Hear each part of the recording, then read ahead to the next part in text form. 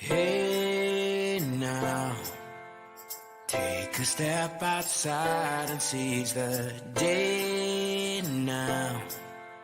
Set aside your worries, it's okay now. The sun is here to stay.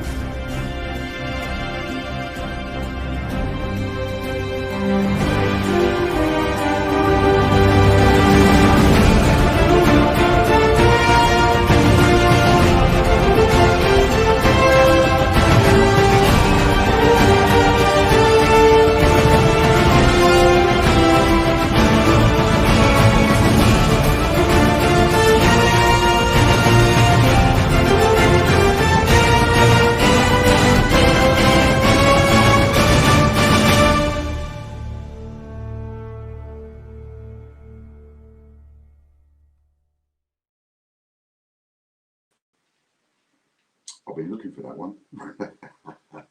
Good morning, everybody. Nice to, whoops, the daisies. Nice to everybody. Just get things a little bit on the better side there. Right, so let me go over a bit. Hello, good morning, and I didn't expect anybody to be coming in this morning. I'm not expecting anybody to come in this morning. I'm not doing this for that kind of a live video. The only reason I'm doing this live is because I think, like the other day, I've got so much to say that if I try and do a video, it might end up being half an hour or an hour long, and it takes me forever to upload them. If I do an hour video, it could take me 7 hours to upload it. Whereas if I do it live, I've come to work out that I can just do it live and then it will upload, and that'd be a whole lot faster. Of course, there's no editing bits, but what can you do about that? You can't have everything. Can't have your cake and eat it, as I sometimes say. So, without any further ado, let's get straight into it. The reason I'm doing this video, really, is because we've just done it. If you see, there's a video up there and it says, we're taking them into court. Right, and it's got in the title 25 grand paid. So that video shows you me paying the solicitors 25 grand, bang, that's us taking them to court now. Which is great, and I think that there's a lot of people out there. This has been going on for a long time, isn't it? It's been going on for 2 years, you know. I mean, I've been shouting my mouth off for 2 years, maybe longer even. But there's also, we've got a lot of fresh blood. We've got a lot of new customers coming in who have no idea what this is all about. All they see is me chirpy, chirpy, chirpy, chirpy, going on about things. And as in the comments of the video the 25,000 paid video, there was a couple of people in there I noticed that are saying, I'm not too sure what this is about. And of course, they're new names. And that made me think. And it's like, well, there's, you know, if 2 people, for example, have come forward and left a comment, you can guarantee there's another 20 out there that are thinking the same thing as what they're saying. What is going on? What is this all about? Why are you taking them into court? So I thought I'd do this video for them. Also, because now that I've paid the solicitor, the next step is the solicitor will now arrange a consultation with counsel. And what that generally means, I believe, is QCs. They go and have a chat, maybe dinner, lunch, whatever, and they'll have a couple of hours and they'll go over it, and you'll ask the QC, you know, this is what it is, what do you think? And maybe the QC is going to want a bit of a brush up. So That's another reason why I'm doing this video. So if that is the case, Mr. QC, if you're watching, I'm going to try and give it to you as best I can. And for the customers that have no idea what's going on, I'm going to give it to you best I can. And this will also give a bit of a refresher to a lot of you guys out there that have sort of forgotten bits and pieces, right? Now, I get slated a lot, and it's all without proof of anything. People just go and have a little kick. What I have, in my opinion, is proof in various formats. And instead of the people attacking me, going, oh yeah, I see what you're saying now, and therefore direct their attention where it needs to be directed, they still go, well, yeah, but we've been doing it, we've been having a go at you for so long, we're just going to keep doing it. Anyway, I'm not digressing down that road. Right, so where did it all start? So it all started because I wanted to go from, I started my business about 8 years ago now, and I started it with a single penny, as I've bored a lot of our regular customers with, a single solitary penny, 2008 penny, and I sold it for £2. And I was on my arse, no money, no wages, no nothing, and no life, nothing. And from there I grew it, right, and put money back in, and put money back in, put money back in, put money back in, and got really sort of not big. I wouldn't say I got big. I got bigger, and it went from me and John to me and John and Amy, and it went from 3 people to 4 people to 5, and so on. And then I got involved with I wanted to get involved with the package coin market, this kind of stuff. So that one particularly is a Peter Rabbit, yeah. But it was this kind of stuff that I wanted to get involved in. So I raised some money on some investments, one thing or another, and I started contacting them in. And I contacted them in, and I phoned them up, and I contacted them by email, etc. And I wanted to become. I was like, how do I become? I'm a buyer and seller of coins, and I want to be able to stock your product. Now, I never asked them at first, can I be a distributor? Never asked them that. I asked them if I could sell your product. I want to sell your product. They said to me that I had to fill in this form, and I had to do it by email, and it will then be looked at. And I had to fill this form in to become a distributor, which I didn't particularly want to be. So this went on and went on and went on, and they kept me hanging about for about a year, right? I was wasting my time for about a year. And they were giving me, at that stage, they were giving me false information. They were saying things that weren't true and all that. But it was only little diddly things. So like I was getting narked about it when I was talking to I was talking to a chap called Stephen Ball at the time. And I remember I was getting narked about it, you know, because it was like, it don't make sense. You know, you're not giving me the correct information because you're giving me contradictory information. Last time you said this, now you're saying that. Anyway, after about a year of this and me getting more and more annoyed, they eventually agreed, Stephen Ball told me, in a phone call that was recorded, right? Remember, all these phone calls are recorded. So anything I'm saying that was said on a phone call can be verified because all these phone calls are recorded nowadays. So Stephen Ball told me that they would get me, because I couldn't be a distributor, but what they would do is they would place me with one of their 12 UK distributors. It's quite important, 12 UK distributors, right? I'm still green. I am completely green about the packaged coin market. I am not, I've learned over, at that point, probably 5 years, I've learned over 5 years the circulated coin market to a degree where I can do videos and explain to people what they need to look for, what's worth the money and what ain't. Because we've searched, oh my God, way over £1 million worth of change, way over in that time. So Anyway, where am I? Got to be careful about digressing. So I'm trying to break into this market. They're telling me we'll put you with one of our 12 UK distributors. The next thing I know is that they are telling me, they send me an email or a letter, and they say to me in that letter, you can essentially go with any of the distributors on this list, right? Another really important thing to just lock and fire. You can go with any of the distributors on this list. There is only one distributor on that list, which is a massive company called MNI, which is in the Netherlands. Just to digress slightly, any of my customers, because I'm now getting out of the individual selling of coins, I'm getting out of that, definitely getting out of that. Any of the people that are part of us that do buying and selling coins, and you want an introduction to MNI so you can buy them off them direct, I can make that happen for you. And by that Royal Mint, I can make that happen for you, so you can buy these at the prices that I was buying them for. Contact me about that.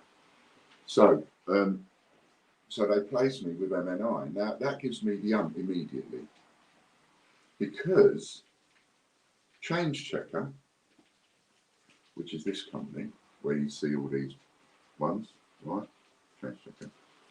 Change Checker are only 30 miles up the road from me, half hour up the road from me in Poole. I'm in Weymouth, in Dorset, they're in Poole.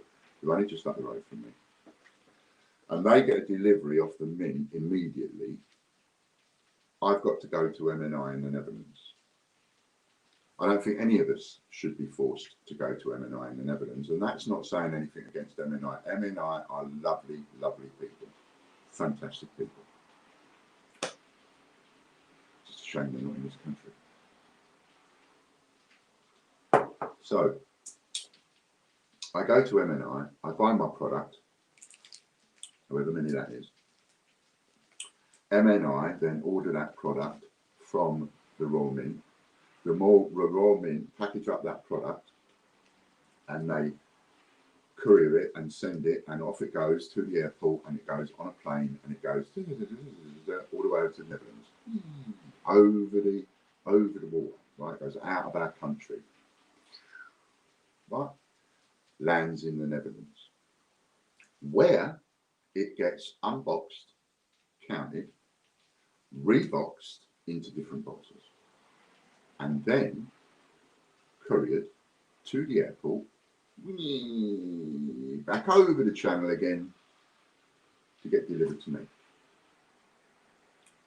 And I don't care what anybody says, and I'm quite happy to stand up in court and say it, but I just think that is just Tommy Tank. I think that's just ridiculous.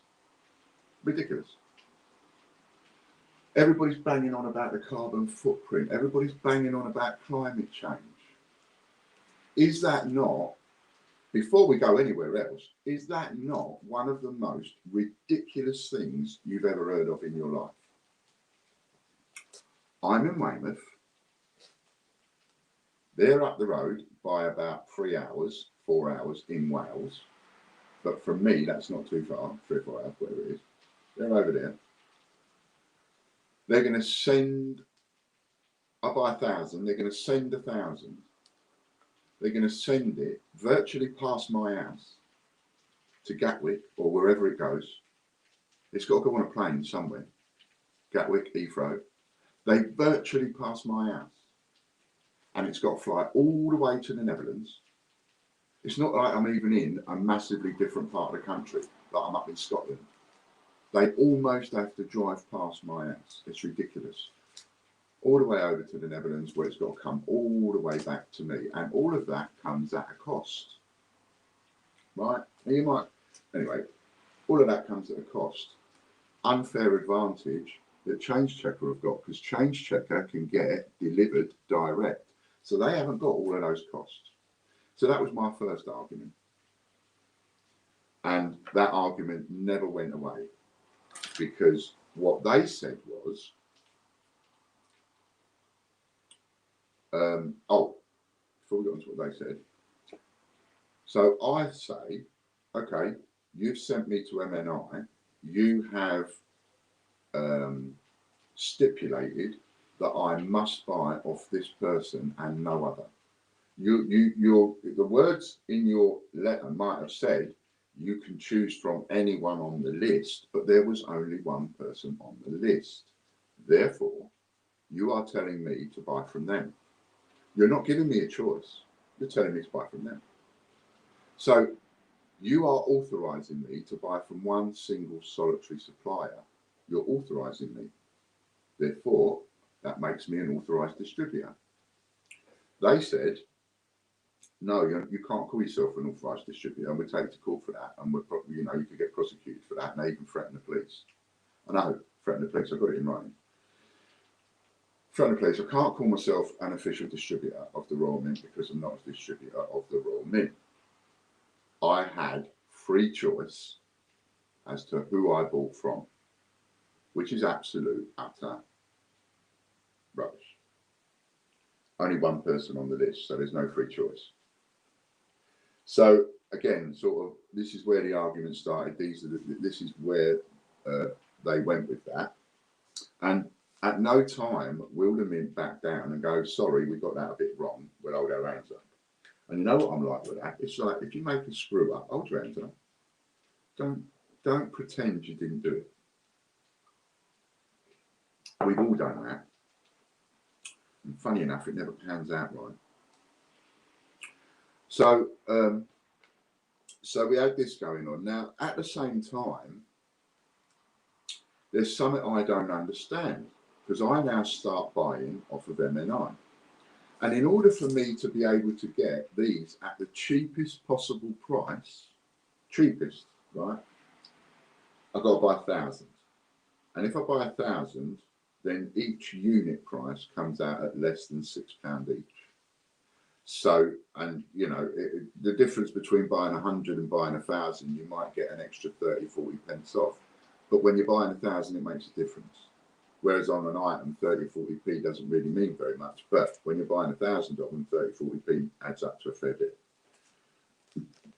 Pardon me. And I was always honest with what I paid for stuff. Now I'm from what they call old school buying and selling.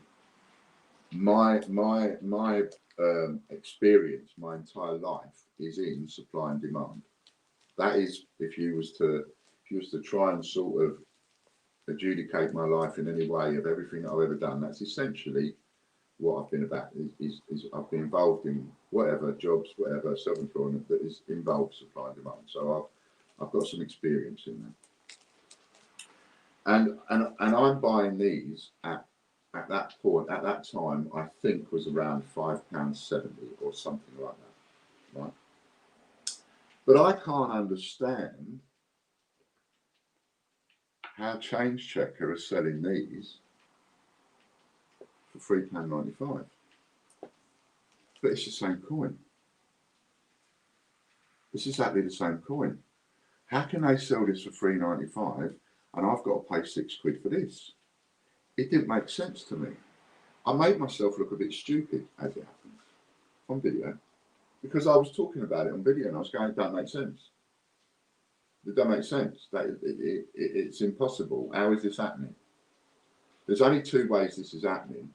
One is that Change Checker are buying them like this, ripping them out of packaging, putting them in their own packaging and charging less money.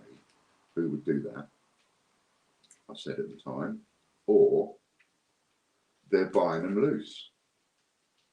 They're buying them loose and packaging them. Or the Mint is packaging them.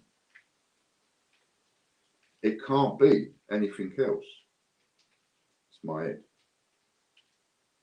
Now, as it turns out, I then had a phone call with Chris Hinton. He is the head of legal of the Royal Mint. And this phone call is recorded. I was going nuts on the phone. Chris Hinton and Jessup. These two people we had a phone call. And I asked him in that phone call, I said, I don't understand. It has to be one or the other, right? And I'd sent freedom of information requests as well, saying the same thing to the freedom of information request and trying to find out if the mint sell loose coin. Because if they sell loose coin, I don't want to buy this. I don't want to spend £6 on this when I can buy this and retail it for £3.95. Why would I want to buy this for £6 and try and sell it for 15, which is what 2.5 is? Why would I want to do that? I want to buy this one. They're exactly the bloody same. It's the same coin, same design, same date, same everything. So I couldn't understand all this, you see. So in that phone call, and I had it from the Royal Mint that they'd actually told me that they don't sell loose coin. They don't sell it. They only sell packaged coin. Now that made it worse for my head, because you can imagine where my head's going. It's like you're trying to tell me something that don't make sense. You're telling me that you don't sell loose coin, you only sell packaged coin, and you won't tell me why these people can sell this for £3.95, and yet this is £6 to buy wholesale.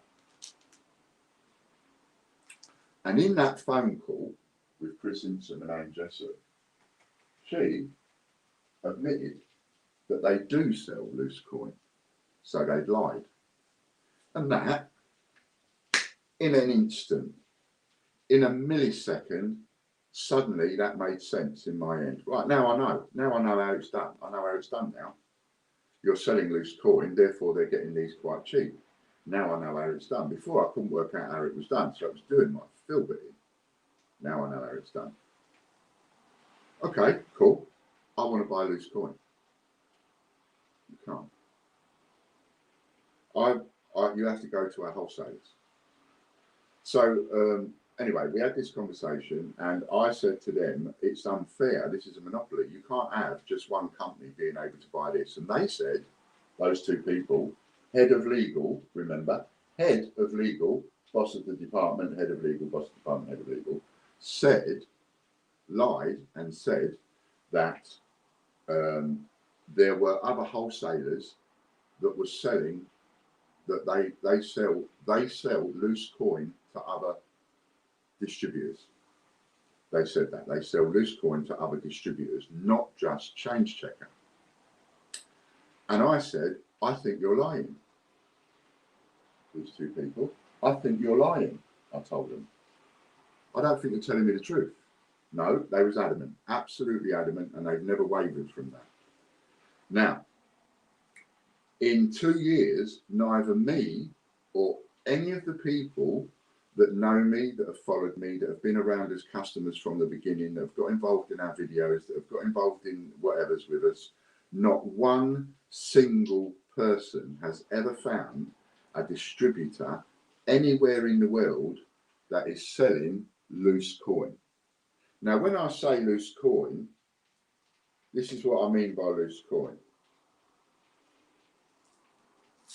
Just going to destroy that one. Right, that's all right. I've destroyed that. How many did we? 600 of these, 500 of these.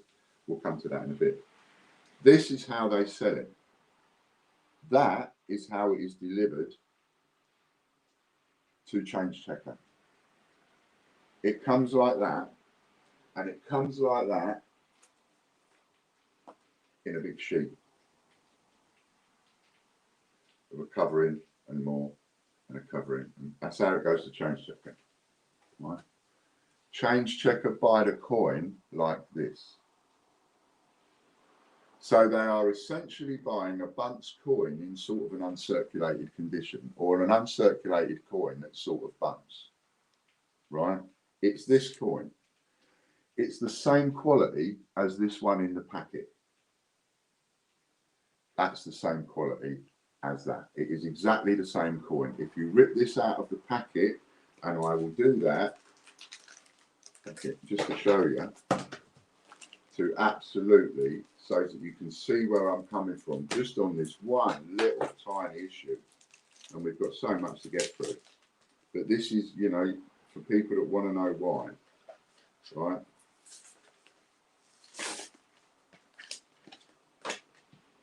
From the packet, that is the one out of there, okay? That's the one out of there. That is the one out of there. So that is from the Royal Mint, and this one is from Change Checker. Can you see a single bit of difference? No. Why? Because they are exactly the same coin. That is the same coin. So Change Checker can sell it for £3.95. They was then, they've put the price up at £4.50 now. Was £3.95. They can sell it for £3.95 and make a profit. Now, I've got all sorts of issues with Change Checker, and we'll get to all of this skullduggeries with them in another video. I'm not going to do it in this one, right? Because they're next on my list after we take the Royal Mint to court. We're having it with Change Checker, and Ian Green knows this. So anyway, right? So £3.95 at the time. Retail, 10 to £15. And that is probably only costing Change Checker about £2. They've got to be doubling up. They may get them for £1.50. I don't know exactly how much they pay for them, but you've got to look at supply and demand, you've got to look at profit and loss, and you've got to go, it cannot be more than £2. And I'll tell you why it can't be more than £2. Because Change Checker, once they went on eBay, they've now got to pay eBay commission. That's 10%. They've got to pay PayPal on a small order. That starts to get expensive. So you're looking at losing near enough 20%. So you've got to be buying these cheap to not only cover the extra expenses on the PayPal and the eBay and everything else on eBay, as well as covering the expenses on your own website. Sometimes figures don't add up. So they've got to be costing Change Checker £1.50 or £2. My money, if I was going to gamble on it, I'd say it's costing them about £1.50, £1.70. That would be the figure that I'd say they're paying. £1.50, £1.70. But coin dealers and retailers that are not allowed the same deal as Change Checker, they've got to sell the product, the same bloody thing. They've got to sell it for 10 to £15, just because of a little bit of cardboard. That has to travel halfway around the world twice before it lands on a customer's doorstep.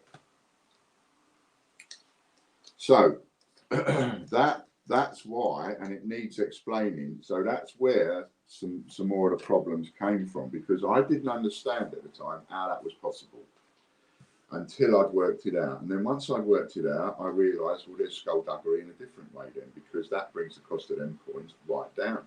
So we're just charging people extortionate money, really, trying to make a profit, trying to make a living ourselves. But by doing so, we are being used by the Royal Mint to fleece customers.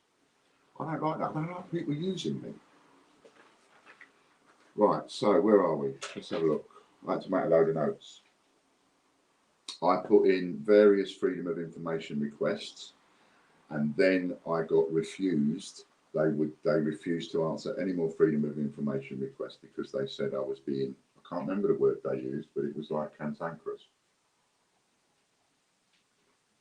vexational, something like that. And at the time, I remember thinking, yeah, I feel a bit like that, because you're telling lies. You're just telling lies. Why should I have to accept lies? I'm trying to run a business here. Why should I have to accept lies as the truth? No, I'm not accepting that. Which side am I actually working on? This side. Royal Mint products. Answer questions. Retailers. So then it's like, well, okay, I started banging on about this. It's like, well, okay then. you say that you sell these to other distributors. So there are people out there that you sell these loose coins to. So I can go and buy these loose coins. Yes, you can. Okay, cool. Can you please tell me the people that have got these? I need to know the people that you sell them to, so I can go to them and say, "Can I buy some, please?" And the Royal Mint said, "Oh, no, no, no, no, no, no, no. We can't do that. That goes against data protection."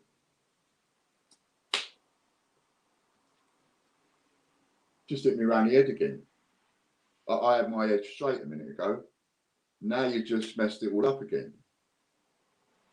What do you mean it goes against data protection?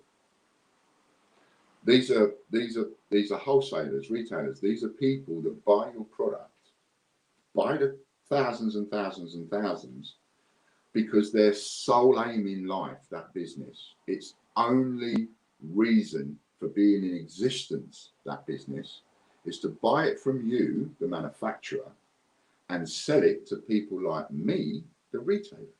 That is their only existence in life. People like MNI, they're not there to sell individual coins to the public. They're there and they only exist to sell wholesale massive amounts of coins to people like me all over the world. And you're telling me that it goes against data protection to tell me who they are. So when somebody goes to Mars and says, "I've just opened a little sweet shop and I'd like to stock your product, please. Can you tell me where I can go? Can you give me the name and address of some wholesalers that I can go to buy your product?" Because I'm a little tinsy wincy little business, I know I'm not going to be able to buy it off of Mars Direct. So can you please tell me where I can go to buy Mars bars, buy the boxes that I can put in my little sweet shop? Can you imagine Mars going, "Oh, no, no, no, no, no. No, we can't tell you that. That goes against data protection, that does. No, we can't tell you who our distributors are. No, no, no, no." It's lies, right? I put it in layman's terms like that. It is barefaced lies. The only reason they don't want to tell me is because those people do not exist. And I spent 2 years trying to find them. And my customers, lots of people out there, tried as well. They looked as well. And none of us have ever been able to find a distributor anywhere in the world that will sell these wholesale to people like me. No one. None of us. Because they don't exist. Lies. This is all unfair business practices. Because where does it all lead to? It all leads to help and favoritism for their favorites, which is Change Checker. Change Checker are the favorites. And they get looked after by the Royal Mint, so much so that the Royal Mint, Change Checker, Westminster Collection, 288 Group, Ian Glenn, all involved in a cartel and a monopoly. Price fixing and a monopoly. They fix the price. How do I say they fix the price? Quite simply, if they are the only people in the world allowed to sell that coin, and no one else is allowed to sell that coin loose or buy it loose, then that's price fixing. You fix the price of the product. And you've got that fixed by several businesses. That's a cartel. So you have a monopoly for 288 Group, which is run as a cartel, by a cartel, and they're part of that. So that to me is a huge, huge thing. It might only be small to a lot of people, a small point, but that is a huge point on its own. The sheer fact that you tell so many lies saying that these people exist, that you sell this coin to on a wholesale basis, when in fact you actually don't. And you're just too embarrassed to say, "Yeah, we only make it for 288 Group. They're the only people that are allowed to buy it." At least people like me would know where they stand. But when you tell lies and say, "No, we do sell them to other people around the world, but we can't tell you who it is," Now I'm going to spend dozens and dozens, if not hundreds of hours trying to find these people. Because if you're telling me they exist, I'm going to find them. I don't care where they are. They could be in outer Mongolia, but if they are somewhere in the world, I'm going to find them, because we live in an internet age. Everything is findable. Every strip of land, every mud hut, everything is available. Everything is findable. So if there is a distributor out there that sells these to people like me on a wholesale basis, loose, I would have found them by now. They don't exist. Huge lie. Concocted only to benefit Change Checker. Now, Chris, are you there by any chance? I need to go and have a quick Jimmy Riddle. Could you play an advert if you're there and I haven't sent you to sleep? And then I could just sort of go out and have a quick, thank you. Could you just play an advert for us? Oh, yeah.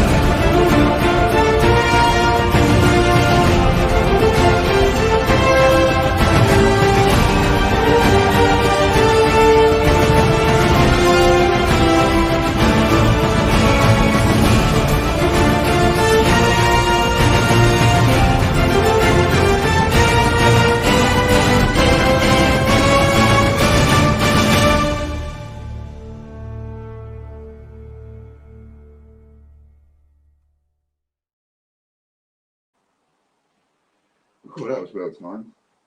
It's like, what if somebody said to you, that you're supposed to trust, right? Because I'm supposed to trust the Royal Mint. It's the Royal Mint.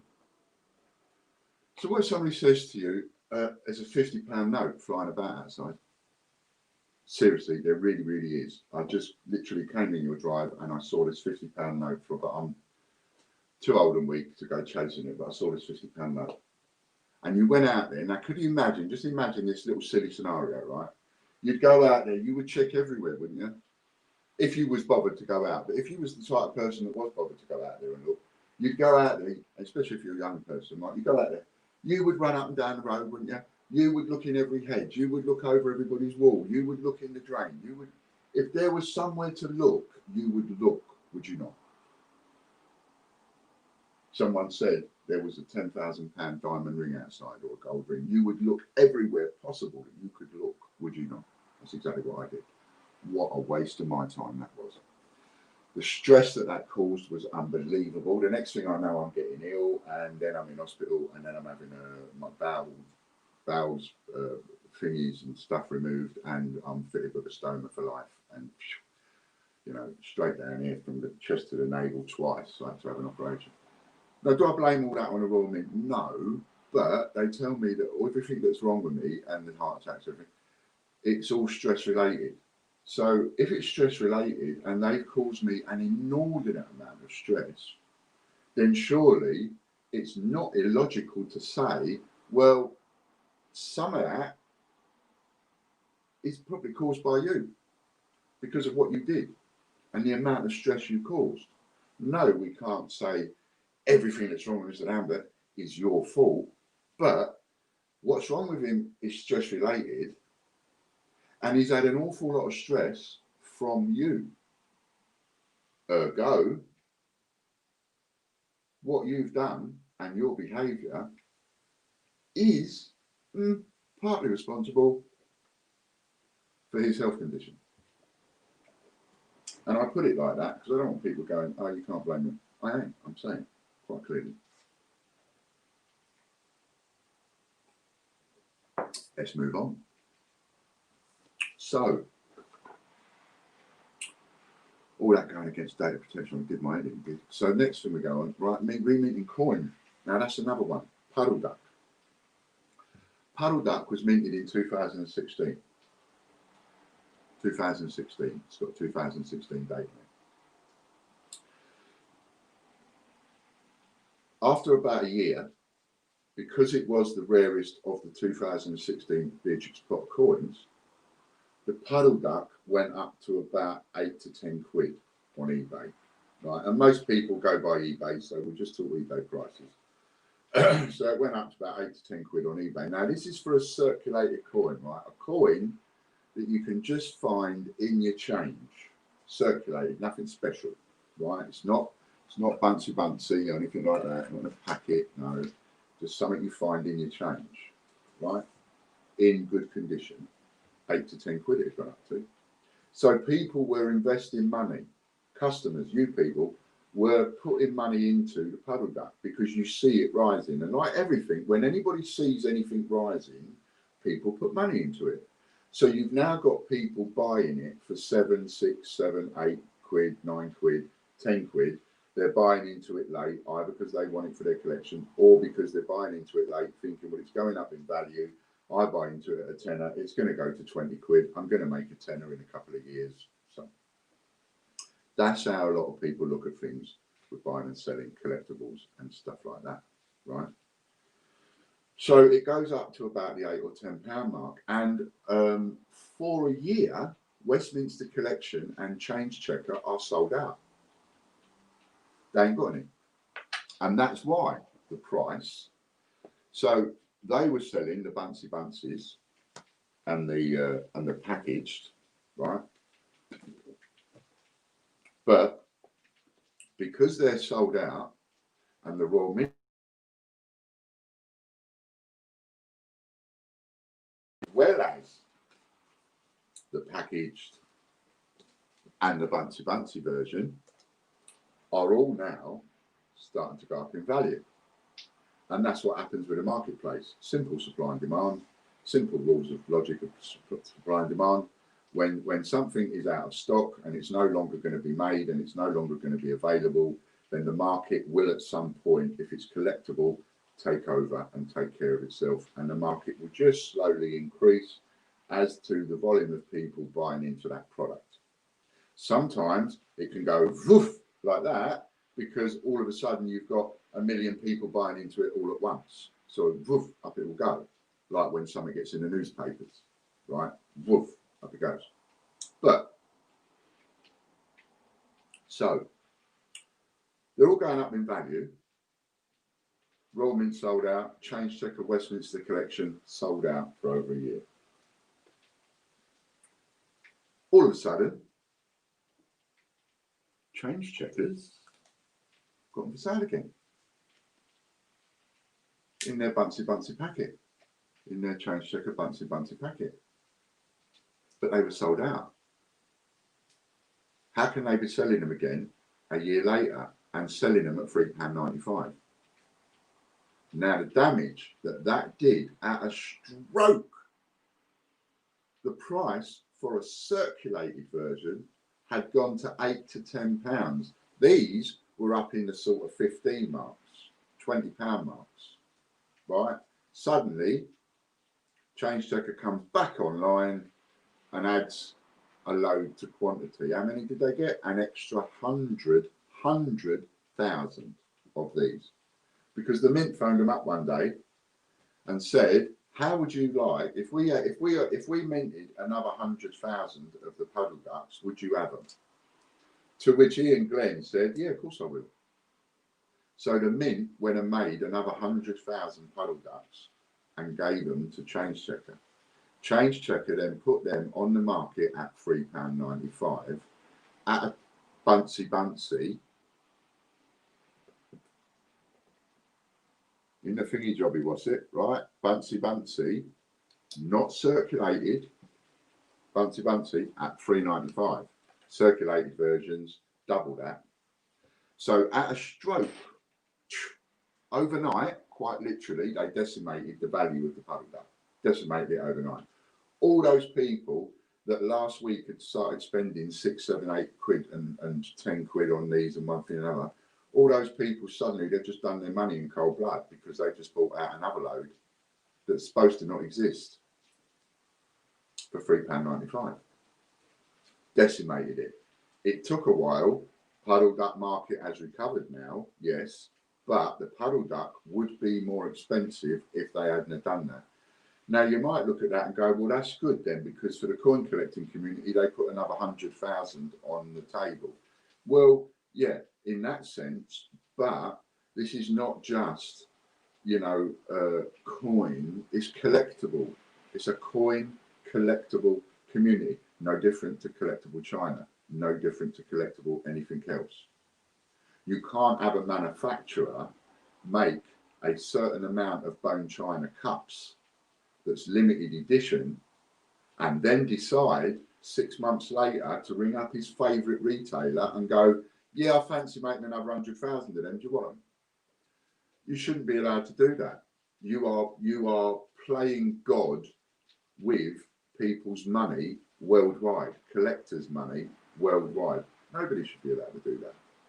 You make a limited edition figure, you finish minting it, that's it, done. That is why it goes up in value. It goes up in value because you leave it there, you leave it alone, not continue to mint it again and again and again.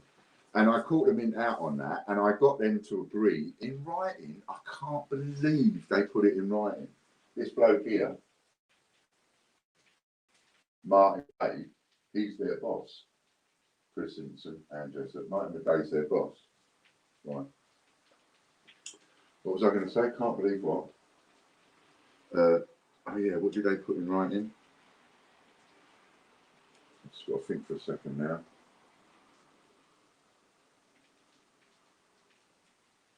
Oh yeah, what they put in writing. What they put in writing was the fact that they can remint a coin as often as they like within a reasonable amount of time. And they made the puddle duck with a 2016 date on it in 2016. They carried on minting it in 2017 with a 16 date, and they carried on minting it in 2018 with a 16 date. And I've always said for the last 4 years, that that is illegal, that is wrong. They should not be allowed to do that. If they're minting it in 2017, I don't argue with the fact that they shouldn't mint it. Mine, make more. Put 2017 date on it though. And if you're going to make it in 2018, fine, make more. But put a 2018 date on it though. Because you now have 3 different collectible coins. They are collectible in their own right because of the date. To put all 3 coins with one date is seriously wrong. It's bent. And that's what they did. Shut up, Siri. And that's what they did. So they reminted the puddle duck in 17 and 18. They sold it to Change Checker. They didn't sell it to anybody else. Change Checker took advantage of that, sold them on eBay, and decimated the market at a stroke. And that was a cartel, a monopoly run by a cartel that did that. I don't know if anybody says what kind of evidence for a cartel and a monopoly. If that is not evidence of a cartel and a monopoly and price fixing, because you've now taken it from the higher price that it is, and you've decided we're going to bring the price down. We don't like it that the puddle duck is reaching nice prices, so we're going to interfere with the market and we're going to bring it down. You're not allowed to interfere with the market. It's criminal activity. And I get slated for bringing this to people's attention.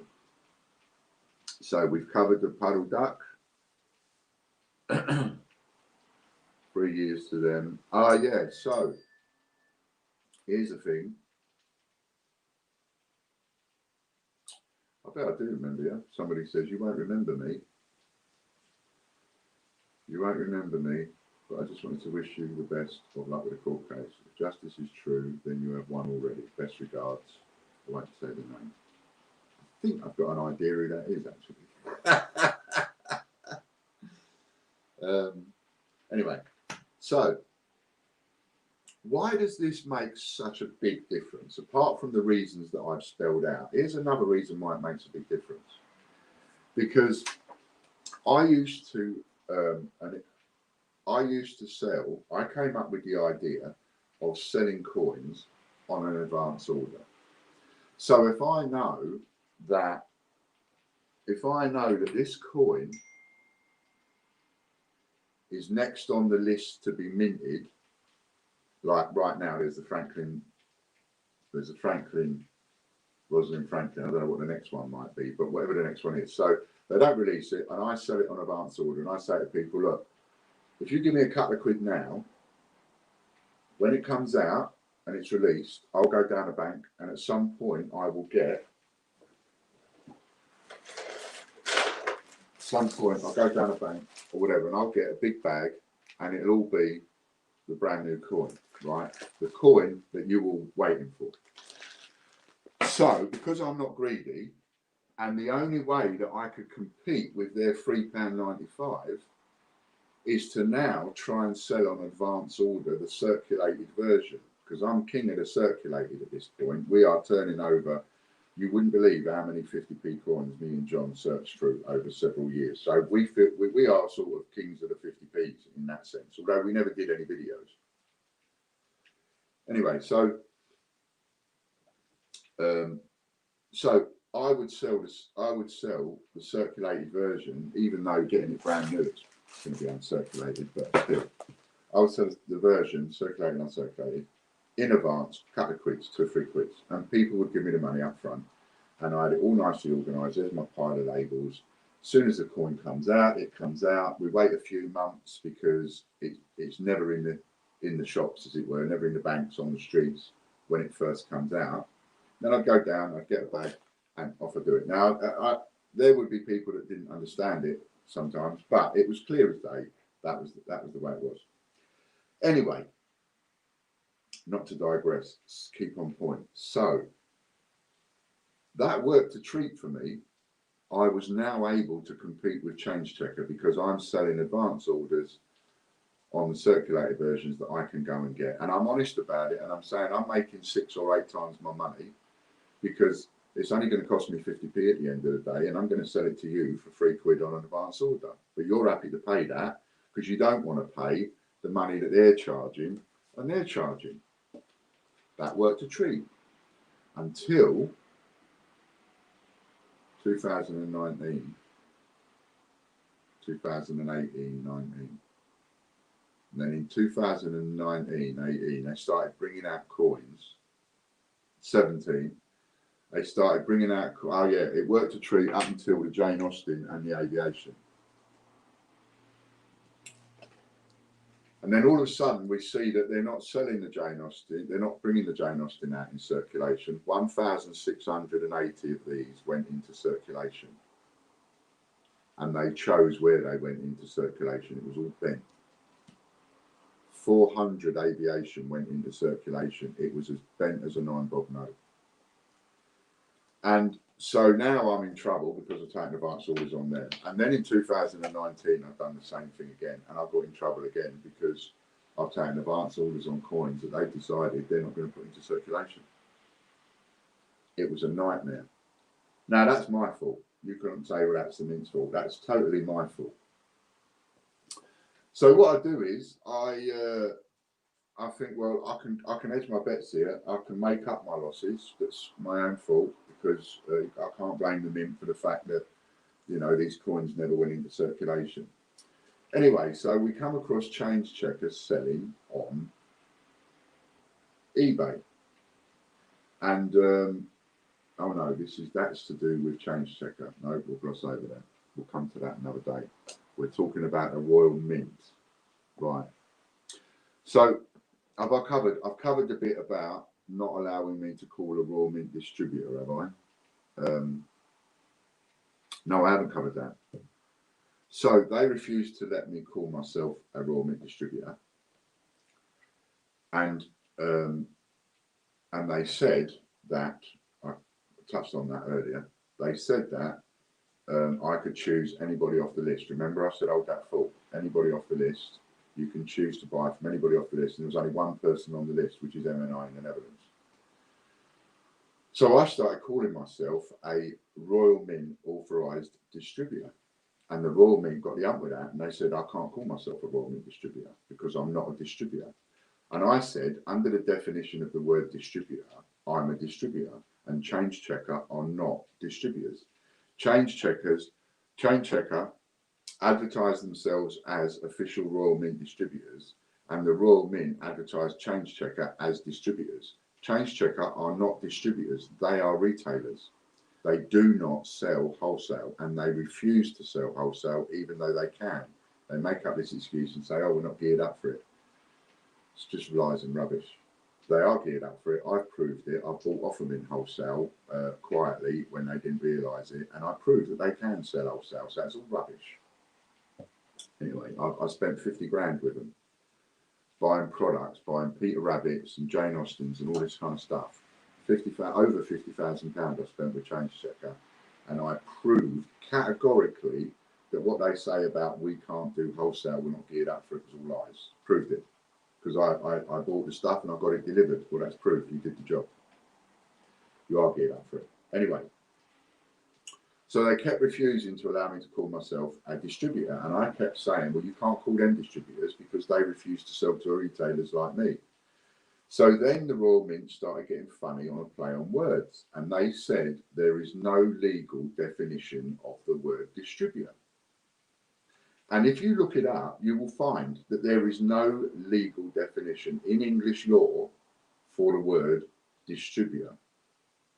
However, I believe, even though there's no legal definition of the word in English law, if it ever came down to it, I think the law and the judge is likely, because it makes sense to me, is likely to say, we'll have a look at and we'll go by the Oxford English Dictionary or the Johnson's Dictionary or whichever dictionary that they're going to look at. They would say that's what we'll go by because that is the definition, whatever's in the dictionary.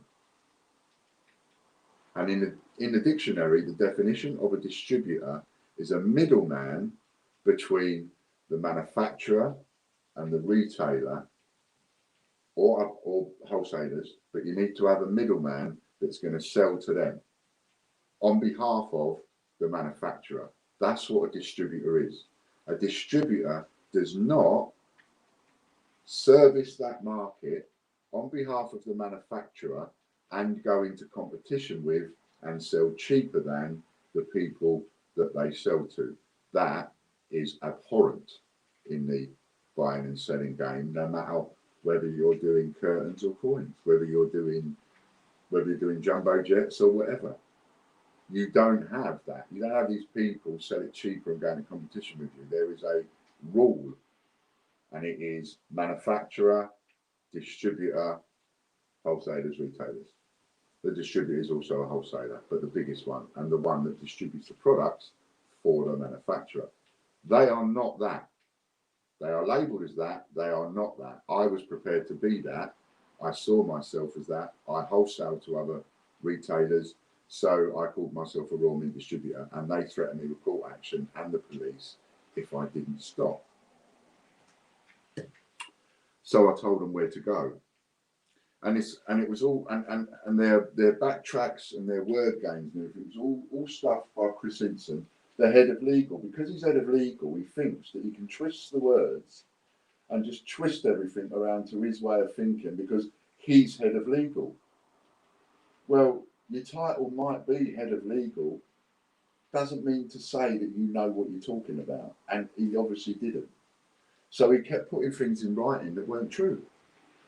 And I kept arguing those things. I'm not one of those people that's just going to lay down and take it. I'm going to argue. Sorry, I'll argue my corner. Until you show me a way in which I can make sense of that and go, okay, I understand that now. My apologies, I'll move on. But when people keep lying to me and I know they're telling lies, I can't let go. So if you look, they've got people like the Beatrix Potter Shop as their distributor. The Beatrix Potter Shop is not a distributor. It's not a wholesaler. I've just spent somewhere in the region of about £12,000 with the Beatrix Potter Shop. I did not get a discount. So that is proof, 100% cast iron, guaranteed proof that the Beatrix Potter shop is listed on the Royal Mint's website as a distributor, and they are not a distributor. They are not a wholesaler. They are a retailer, pure and simple. And it doesn't matter how much money you spend with them, you will not get a discount. That's not how distributors work. When you go to MNI, a proper, legal, proper set up wholesaler distributor business, you go to them, you buy 50 of the product, you get one price. If you buy 1,000 of the product, you'll get a slightly cheaper price because you're buying a lot of it. That is their game. Beatrix Potter Shop is not a distributor. And I dare say, I haven't looked lately, but I dare say that every UK distributor put on the Royal Mint page, I doubt they're a distributor. I think most of them, it's lies. Most of the companies are owned by 288 Group anyway. You know, Collectology is owned by 288 Group. So many of them owned by 288 Group. Why do you need so many businesses? I do this, and so many people go, oh, look, Ian, all these different businesses look dodgy, but nobody, you know, 288 Group, why do you need so many businesses? Westminster Collection, 288 Group, Change Checker, Collectology. They've got a babysitting company, and I've long since been saying there's some dodgy dealings going on there. And no, I'm not digressing too much, because we have the Royal Mint, and we have the Royal Mint bending and breaking rules, right, for their cartel friends. 288 Group, Westminster Collection, Change Checker, and the other companies that Change Checker own, which I can't think of at the moment. So they're all in bed together, all doing favours, phone calls, under the table deals, brown envelopes, all that kind of stuff, right? As well as that's going on, 288 Group, they bought another business, you know. They bought a babysitting business that's got absolutely nothing to do with coins or stamps. A babysitting business. And do you know where that babysitting business is? It's in Top End. It's down in London, and it's got very exclusive and celebrity clients. People with money. Not just people with money, people with influence. They've got politicians as clients. Politicians. Not just celebrities. Politicians as clients. Now, just correct me if I'm wrong here, but is it not the politicians that sort of make up all the rules for the people like the Royal Mint? Is that not above these crooked people who are at the top of the tree anyway? Is the people that are above them, that gets into the owners of the Royal Mint, which is the Treasury, which is run by politicians. So you have a nice, neat little circle back to the Royal Mint, back to Change Checker, back to Ian Glenn, back to Collectology, back to 288 Group, back to the babysitting company, politicians, back to the Royal Mint. It's no wonder that this company is the 47th fastest growing company in the country and the second fastest growing company in my area, the Southwest, because it is so bent, and they are being looked after by the Royal Mint, who are being so bent, and they're being outwardly bent. They don't care. They're almost saying it. Like nobody's going to stand up against them. Nobody's going to tell them off for this. And I just think, no, that's all wrong. So I call myself a distributor. And then was it either the same letter or a different letter? Chris Hinson, head of legal, puts in writing, anybody, get this, anybody that buys products from the Royal Mint, or no, anybody that buys Royal Mint products and sells them to their own database, basically, their own customers, is classed as a Royal Mint distributor. Anyone. Let's just digest that a second. Anyone who buys and sells Royal Mint stuff to their own customers is a Royal Mint distributor. I've got that in writing from him, head of legal. I've also got it in writing from him that I am not allowed to call myself a Royal Mint distributor. Anybody that buys their products and sells to their own membership base, anybody can call themselves a Royal Mint distributor, according to what the Royal Mint said in their letter, but I am not. If that's not discrimination, I don't know what is. And it's in his, he wrote it. Moving on. They refused to honour the Freedom of Information requests. They kept calling me a nuisance and stuff, and in the end they said we're not going to answer any more Freedom of Information requests. And I don't think that is, you know, why was this Freedom of Information Request Act formed in the first place? Was it not to stop companies saying we're not going to tell you? Was that not the reason it was designed in the first place, the Freedom of Information Act? Because too many people kept saying, yeah, we're not going to tell you. We're going to hide it. And even though you've got what's supposed to be the force of the Freedom of Information Act behind you, you can still have people like the Royal Mint go, yeah, nah. No, we're not going to answer any more questions from you under the Freedom of Information Act. We can just no. Is that even, I mean, who do you go to? Who do you go to say, hang on a minute, that's not right, what they're doing? Can they do that, mister? Hello? Can they do that? Can they say no? Can anyone say no? So what's the point then? Why have we got one? Why have we got a Freedom of Information Act if people can say no? What's the point? So Royal Mint competing with its own retailers, I touched on that earlier on, and I'm going to touch on that again. It is absolutely abominable. It is abominable for a manufacturer to compete with the people that invest in their product and sell it on. The retailers, the dealers, the wholesalers, to go into competition with them is so wrong. This costs around about six-ish, including the VAT, delivery, whatever, £6.5 quid. Somewhere between £5.70 and £6.5 quid that costs to buy wholesale, right? That's what that costs to buy wholesale. 2.5, if you're going to double up, that's, you know, it's going to come to 12 to 15 quid. 2.5 comes to 15 quid. Its right price, based on its wholesale cost, should be £14.95. Brand new, as soon as it comes onto the market, the price should be, based on the mathematics, should be £14.95. That's what it should be. Immediately it comes out, the Royal Mint sell it for a tenner.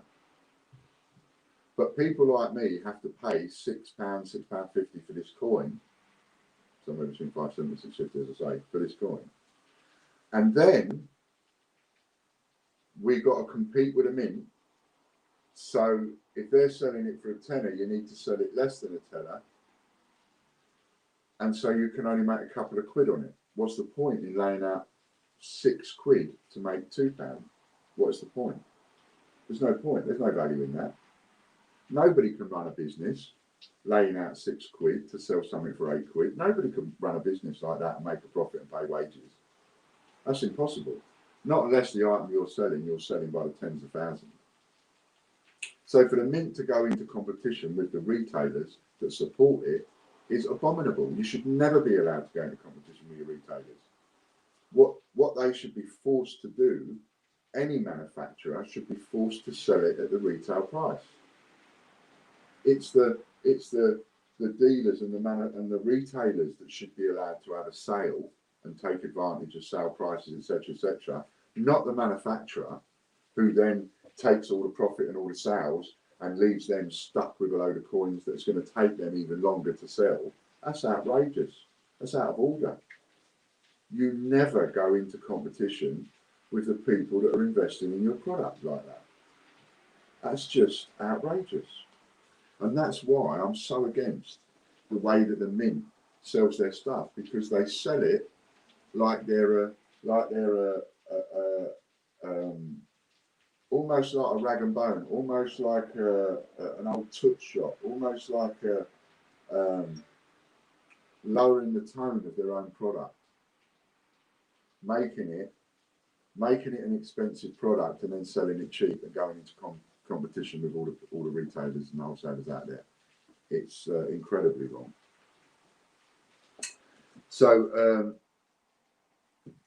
another thing I'm annoyed about, which and it's something I'm annoyed about, whether this comes into what we can sue them for, I don't know. I'm hoping it does, because they have been absolute massive bullies and they've threatened me with court action.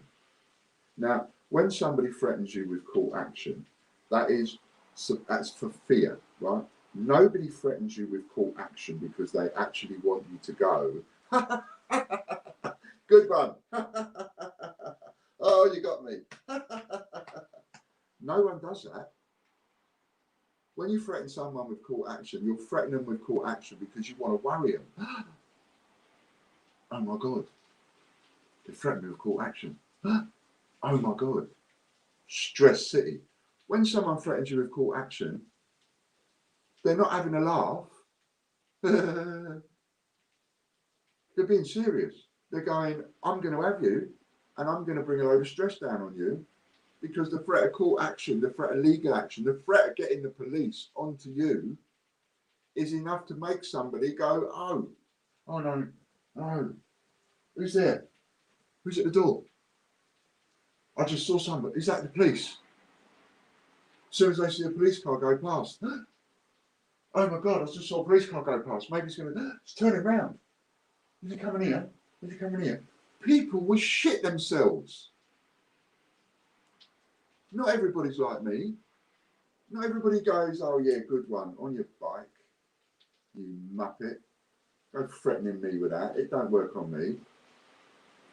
Not everybody does that. I know people that will cringe. I know people that will hide under the table. I know people that will twitch at the curtains. They would get that scared if you told them that you're getting the police onto them for something. Because they're frightened of getting into trouble by the police for something they haven't done. There are people that really get frightened. That causes a lot of stress. So how dare anyone threaten police action and then not follow it through when the person goes, on your way? How dare you threaten police action? Follow it through then. You've said you're going to get the police onto me. Please get them onto me. Is what I told them. Get them onto me. Don't believe you. I think you're lying again. It's just non-stop lies and lies and lies and lies and lies. Now, oh yeah, that was funny. I called him a liar. I called him a few things in the letter. I called him a liar. So Martin McDade, he wrote to me and he said, don't you abuse what you're doing. You're abusing my head of legal, Mr. Chris Simpson. Don't you dare. I'll get you in trouble. I'll take you to court. I'll do this. I'll do that. What you're doing is abusive. I'll call the police. Don't you dare abuse my member of staff. So I wrote to him and I said, if you think calling your head of legal out as a liar is abuse, I'll abuse him every single day, and I'll do it on camera, and I'll do it on video after video after video. I'll do it live, I'll do it in a letter, I'll do it every way I can. I will call that man a liar all day long, and if you calling him a liar abuse, then I'm going to abuse him from now till Christmas, every single day. People think that it's like, you can't, how dare you abuse my staff? That's not abuse. Calling somebody a liar when they're a liar, that's not abuse. The person doing the lying is the abuser. That's the person doing the abusing, the person that's lying, that's causing the stress, that's causing harm to people. When you lie to people, especially in business and something like this, in the position that they're in, abuse of power, abuse of positions, you're causing people harm and distress. That is abuse. calling him out for it and calling him a lying little toe rag, that's not abuse. So I told the boss that I will carry on calling him a liar. If you don't like it, take me to court. No court action. So where are we going next? Right, I've got someone saying, how can I add to the Royal Mint court case? Can't send a lot, but all myself. Okay, so I'm assuming you're watching. I'll just digress for a minute. I'll come back to this. Now,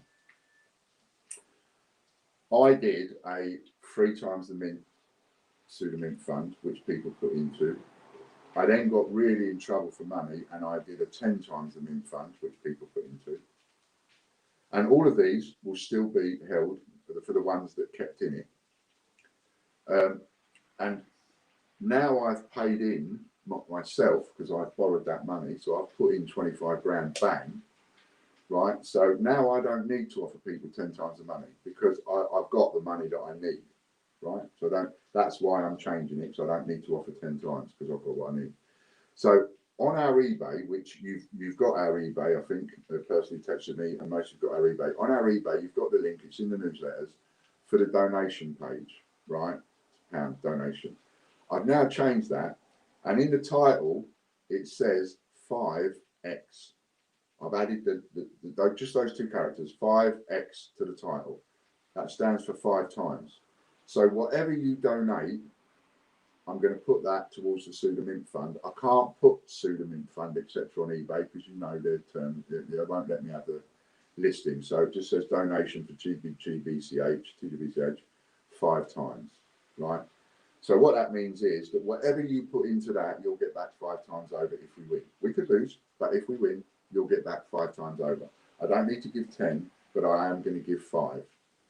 And every single person that put money in when it was 3 times the money, right? And they put the money in at 3 times the money, and they've left it in and they haven't taken it out, every single person will get 5.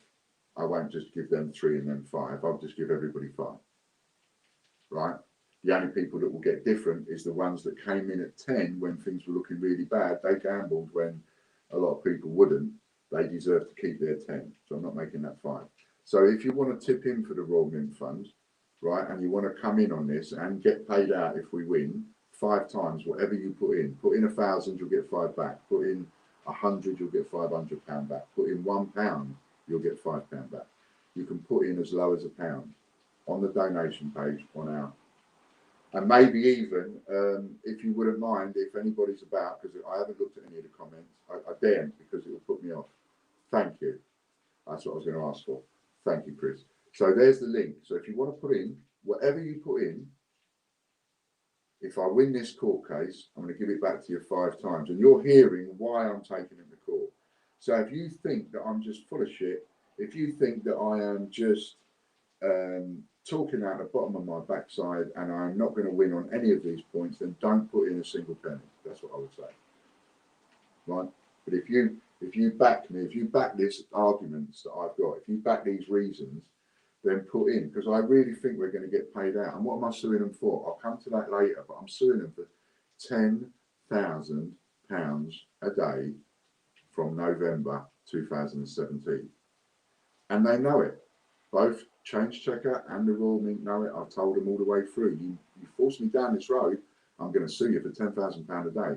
And I will tell you where the £10,000 a day comes from in a little while. Right, so to answer that question, if you want to put in, go to that link and put in whatever you want. I will then be able to print that off and then I'll put a copy in the post to you and I'll keep a copy in the file. Right? People that have put in like the 3 times your money and then they took it out and said, oh, I want to have goods instead. I don't hold anything against that. That's fine. That's okay. If any of those people, if any of you people think, well, actually, I want to come back in again, you know, come back in again. You've seen the colour of my metal. You've seen that I will stand by in my word. And you've seen that I won't let you get screwed over. One way or another, I will settle. You know, I've got somebody that I've been speaking to this morning that I owe £3.5 grand to, and they have said, I want to put the whole lot into the Sue the Mint Fund. Now that you've taken the plunge, and now that you've done it, I want to put the whole 3.5 grand in. I'm happy to do that. As far as I'm concerned, that's my debt with him cleared. It's now in something else, and I haven't got to worry about paying that back, because if I lose, I lose. I'll give him it in goods. That's the promise I make. If I lose, I'll give you your money back in goods, and I'll give you the 3 times the money. I did that before. So if I lose, I'll give him his goods back. But if I win, he's going to get paid out, just like everybody else, because he's put that money I owe him, and he's put it in there. He's still gambling it, you know. Right, so they told me to stop being abusive, and I told them that's what we're up to, and I told them I'll carry on abusing you every day of the week. If calling you a liar, it's abusing you. So next, this one. So the next thing that we catch them out doing, Bent, is the A to Z 10p coins. There was a lot of controversy over the A to Z 10p coins, simply because I might actually take you with me in the kitchen and make a cup of tea.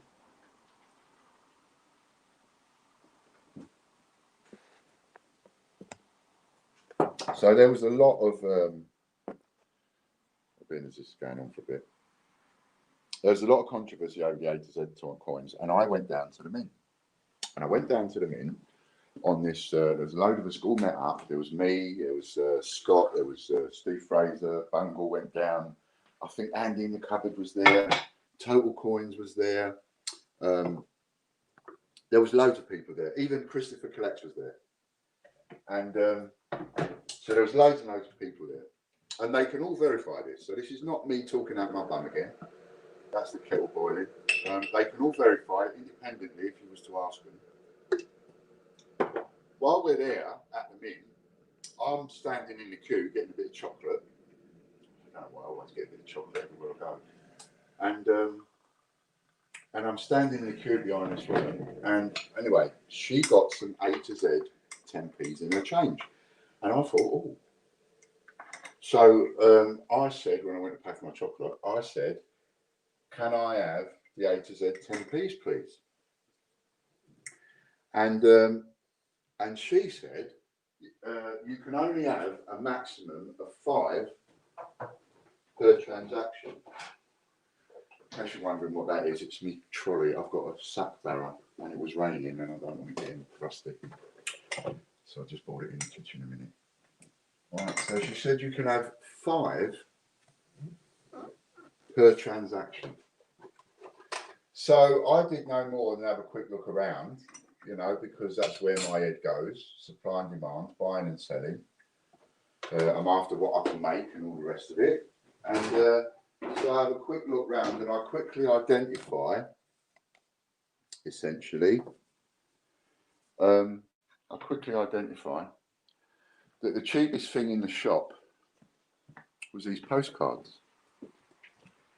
And they had these postcards in the shop, all sorts of Royal Mint postcards. So they would be cards about coins or whatever it was about, you know.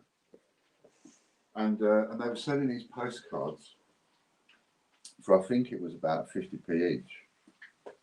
Now, since then,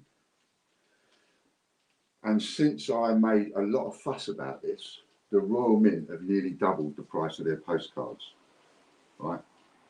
They'd rather deal with it that way than actually be honest and deal with it the proper way. They just put the price of the postcards up. So I identified these postcards, I think that was about 50p or whatever it was. So it was like, well, if I go and get a postcard, 50p, and I'll give you £1, you're going to give me 50p back. I'm allowed 5 10p's per transaction. I'll have 5 10p's, please. So they did. I bought a postcard, 50p, 5 10p's, please. She gave me 5 10p. Lovely. I went and got a couple more postcards. Another postcard, please. 5 10p's in the change. Thank you very much. Lovely. Jobby. I then told the guys. I told them all. And the word got around. I told a few. They told a few. They told a few. Before long, all of us knew. Right? All of us knew. We're all going backwards and forwards, backwards and forwards, backwards and forwards to the postcard stand. Now, since then, there's been, as soon as we come back, there was a lot of controversy, and I'm sure it's only because it was my idea. You know, a lot of these guys got slated for doing it, and it made them feel bad. And I kept saying to them, don't feel bad. You know, it's like people just jealous. That's all it is. But it's only because they were attacking me. But anyway, if I hadn't been there and these people had done the same thing, nobody would have said a bloody word. But I just came out of it and I said it straight on the camera. It's like, why I did, you know, anybody go down a Royal Mint. This is what you need. This is all you need to do. Buy a postcard. Go up there. Have 10 postcards in your hand, and tell them you just want to do it one transaction at a time, please. Thank you. Just pay for one. Thank you. 5, 10 pieces in change. Thank you. Down there. Pay for another one. Thank you. 5, 10 pieces in change. Thank you. 10. Pay for another one. Thank you.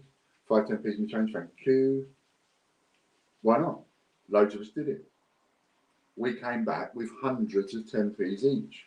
We all saw the Royal Mint staff running backwards and forwards, backwards and forwards, backwards and forwards, backwards and forwards, getting bags and bags and bags, bags and bags and bags of 10p's, emptying them in the till. And the funny thing was, every single bag that they opened, and with 10p's, by the way, it's £5 in 10p's. 10p, £5, right? So, for those of you that are out of the country, you can see on there, £5 in 10p or 5p. So that means what you get is, you get 50 10p's, or you get 100 5p's. So this bag contains, and all of the new bags, you know, when you have a brand new bag, a brand new sealed bag, like this, which doesn't have the writing on that has on. What it has, it's sealed, right? It's a factory sealed bag. So you all the coins in there, brand spanking new, right? And they came in sealed bag after sealed bag, not these bags, sealed bag after sealed bag. And they're all full of brand new 10p's. So I asked a question. Where are they coming from then? Oh, we get them from the post office and the banks like everybody else.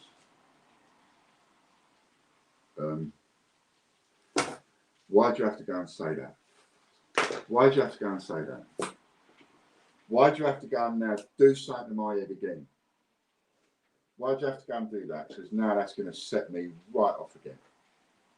You go to the banks and a post office like everybody else. I had a sit down with the manageress of the Royal Mint Spirit shop, right? I had to sit down with her at the table. I was like, look, I don't mean to be disrespectful here. I'm not trying to be argumentative for the sake of it, but you're looking at me with a straight face and you're telling me that you get all these bags of 10p's, bag after bag after bag. You get these from the bank and post office like everybody else. That's what you just said to me. Yes. You're lying. No, I'm not. No, seriously, look, you're lying. It's not possible. See all these people here, I said to her. See all these people here, right? Some of them I know, some of them I don't. But all of these people here, they're what's called coin tubers. I don't know if you know what coin tuber is, but they're all called coin tubers. These are all people that open bags of coins on camera, searching through them and seeing what they can find and all the rest of it. That's who these people are. All come down to the Royal Mint, right? So you're not talking to a bunch of lemons here. You're talking to people that either for a hobby or a living go to the banks, go to the post offices, get the bags in the big bags like this, take them home, sort through them and everything else. That's who you're talking to. And you're telling me that you've got bag after bag after bag after bag after bag after bag, and you go to the banks and post offices like everybody else. It's not computing. It's not computing. I'm sorry, it's not computing. So I have the argument. I phone them up. You know, I'm not getting anywhere at the Royal Mint, so I phone them up. And everybody's saying the same thing. Everybody is saying the same thing, not humanly possible. There is no one in the entire country that can go to a bank and a post office and know that they are going to pick up These, full of A to Z bags. We all know it's not possible. I mean, at one point, I was spending £10,000 a week at the bank, getting bags of change, sorting through this change. I absolutely know it's not possible. You cannot go into a bank and say, "I'll take those bags there, please," with the A to Z in. And I did a video to prove it. I did a video, and with the aid of, I think it was a cake box and an egg box and a little toy cart and something else, I showed and proved how the Royal Mint are doing it. And it's quite simple. What they're doing is they're making, so the Treasury tells the Mint how many they want them to make. So with the A to Z coins, they've told them they've agreed a figure, and that figure was 5.2 million 2018 A to Z 10p's. 5.2 million. The 2019, I believe, was 2.3 million. 3, 4, 5, around that, 2 or 2. It's less than half. It wasn't 2 6, it was less than half. It worked out to about 90,000 a coin, something like that. So in years to come, these are going to be worth a lot of money. Those 10p's are going to hit 50 quid each. I guarantee you, you're going to see that in your lifetime. So, and it's why it's such a big deal, because you're talking about a very, very, very lucrative and expensive coin. So they say they get them from the post office and the banks like everybody else, and they put it in writing, and they told us that on the day, and they put it in writing on their social media, on Facebook, everywhere, because some of us, some of you were asking them questions, leading them up the garden path, and they just fell straight into it and answered the questions and said these things. And we know that it's lies. We know it's absolute lies. So we asked them, where do you go to get your change? And they refused to say. They won't say what bank, what post office they go to get their change. But funny thing, coincidence is that every single time the Royal Mint Experience Shop wanted A to Z 10p's to put in their till, they managed to go and get them. Just like that. Do it again. Just like that. It was incredible how easily they could get them, in the realms of getting them from the banks or post office or everybody else. And I proved it was impossible because there was other 10p's that are supposed to be in the warehouses that are supposed to go out first. Because whatever you make goes to the cash handling centres and it goes to the back of the warehouse. It never goes to the front of the warehouse. They don't put it in front of the stock that's already sitting in the warehouse. What they do is they put it at the back, and then it works its way forward. As the stuff at the front of the warehouse goes, so the stuff at the back of the warehouse comes forward, and the new stuff they bring in goes at the back of that, and the new stuff they bring in goes at the back of that, and the new stuff they bring in goes at the back of that. All the while, stuff moving forward, until that one that they put in the back there is now at the front, and off it goes onto the lorries, to the banks and the post offices and all the rest of it. And somehow, some way,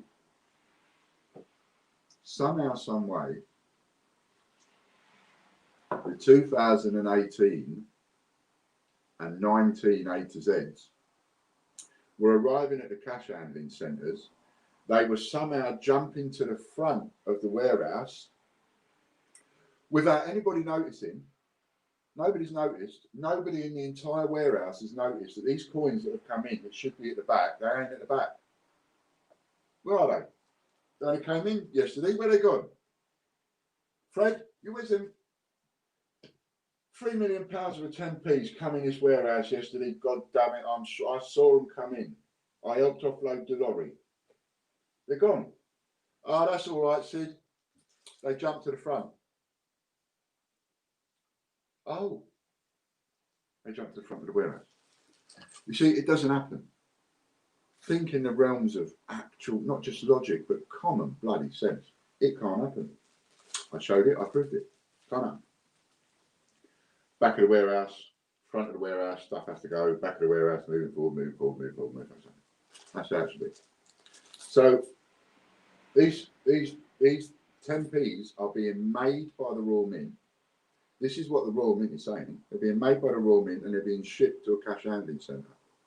From that cash handling centre, they then go to post offices and banks. But they managed to get to those post offices and banks so fast that they've leapfrogged over all the other 10p's that's in the warehouse, in the cash handling centres, gone to the front, gone out, gone to the post offices and the banks, and fucking hell, Royal Mint's just gone in for an order and they've managed to get loads of absolute 10p's. It's a farce. It is an absolute farce. Blatant lying, blatant BS. And they just took the view that even when they were caught out lying, they just didn't care. They just kept saying it. Now, this is huge. This is absolutely massive because you're talking about a 10p coin that is one day going to have a value of £100. And you're using this 10p coin and giving it out as change in your tills. So you are encouraging people to buy your product and your product alone over every other retailer out there that's paying money for this. You're encouraging people to come in because now people can work out for themselves. If I come in and buy that £10 coin and I get myself 50p in change, 5 10p's, I can sell those 5 10p's for more money than this actual coin is costing me. I can build a collection for free. So what's everybody going to do? They're going to go to that shop to buy their coins. If it's humanly possible for somebody to go to that shop and buy their coin, rather than buy it off of an honest trader, they're going to go to that shop and buy that coin because that's where they're going to get the best deal, at that shop. It's an unfair advantage. Outrageous, illegal, unfair advantage. So that's what was wrong with that. That's one of the reasons why the 10p's are so huge. Now here's another reason why it's so huge. You've got a link there if you want to put into this. What I'm saying makes anybody think, actually, this boy's right. I'm going to put a few quid in. You've got the link.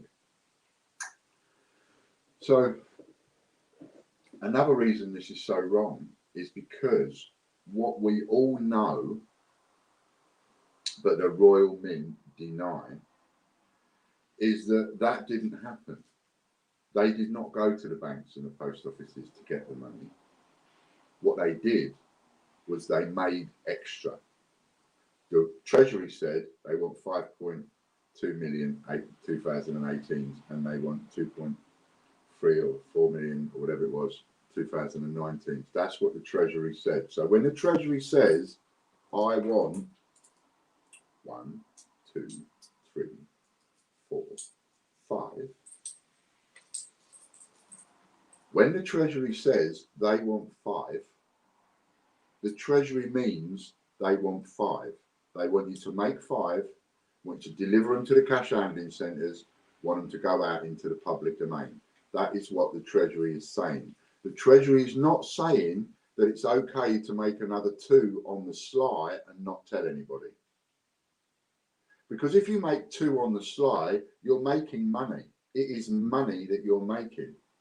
And that money that you've just made, even though it's the same as what you've been told to make, this one you wasn't told to make. You decided to make it extra, to put it in your tills because someone had the bright idea that it would help make you loads and loads and loads and loads of money from a retail point of view in your retail tills. That's why you made the extra. You made the extra to put in a back room and bolster up your tills with. Because they only asked for this many. That's all you was asked for, this many and no more. But you made these and nobody knows about these. Now, multiply that by 1 million. Coins that are going to be worth £100 each. Multiply it by 1 million. Coins that are going to be worth £100 each. It is a massive, massive fraud. Not only is it fraud, it's copyright. You've just made 2 snide ones here. Yes, but they're the same as these 5. Well, they are, but they're not. See, they are the same, but they're not the same because we didn't ask for them. So they can't be the same. We asked you to make 5. We didn't ask you to make 7. If you've made 7, them 2, they're fraudulent. Them 2, we don't want them. We didn't ask for them. We haven't paid you to make them. So they are snide. They are copies. They are not the real thing. Yes, they are the real thing. They're the same as that. No, we asked you for 5. There's the 5 we asked you for. Yeah, there's the 5. These may look the same. These may weigh the same. These may be the same, but they ain't the same. They're copies. Now, when you look at it like that, and you look at it by the thousands and thousands and thousands and thousands and thousands of copies, tens of thousands of copies, big storeroom full of bent 10p's that they've made. Nobody asked them to make. They've made them, put them in there. As for our tills, we're going to look after our shop. They become fraudulent, they become copies. If they become copies, then what you've done is, with these 5, you see, with these 5, what the government does is the government says, we want these 5, you see, in circulation because we've got people that are brain boxes, and these brain boxes, they work out if we put X amount into circulation, how that will help or damage the economy as a whole. So we have to be very careful and we have to be very specific. And this is the excuse that the Royal Mint give you every time they produce a coin and they say, oh, sorry, it's not going into circulation. It's not our fault. It's the Treasury, because they tell us how many they want. And they didn't want this many. Or we only made 250,000 Kew Gardens because the Treasury said they only wanted 250,000. Well, all right, you can't have your cake and eat it. So the Treasury dictates how many you make. You can't come along and make an extra couple. That becomes money laundering. The moment you make those, put them in a cupboard, take them out of the cupboard and put them in the till, at the moment you've put them in the till, you've committed money laundering. You've probably committed money laundering simply making them, but you haven't laundered it yet. Once it goes in the till, it goes from being dirty money, copy money, it goes to being clean money. It goes in the till, it's clean money. That is the first rule of money laundering. Turn it clean. That turns it clean. It goes in the till. Money laundering. Money laundering, well, what does that do? Copies the money laundering. That sort of makes that a little bit less valuable. It messes about with the bigwigs' heads and figures on what helps and doesn't help the economy. You've put extra into the economy that we didn't want. That's going to damage our economy, even by a little tiddly bit. It's going to damage the economy because you're putting money out there that nobody wanted. It's what they was going to do in the Second World War, remember? Germany, one of the things they were going to do was flood this country with £5 notes from the air, forged, so that we all go spending them, or our granddads would have spent them, and then, you know, destroyed the economy because everybody's got loads of money. And if everybody's got loads of money, nobody wants to do the menial jobs like cleaning and emptying the bins and all the rest of it. So you trash a country just by dropping loads of fake money from the air. That's what they were going to do. This is no different. This is from within. This is people in the Royal Mint making this extra money, but they're not floating it down to everybody from the air. No, they're looking and they're using it just for themselves to bolster up their own tills and make fortunes. That's treason.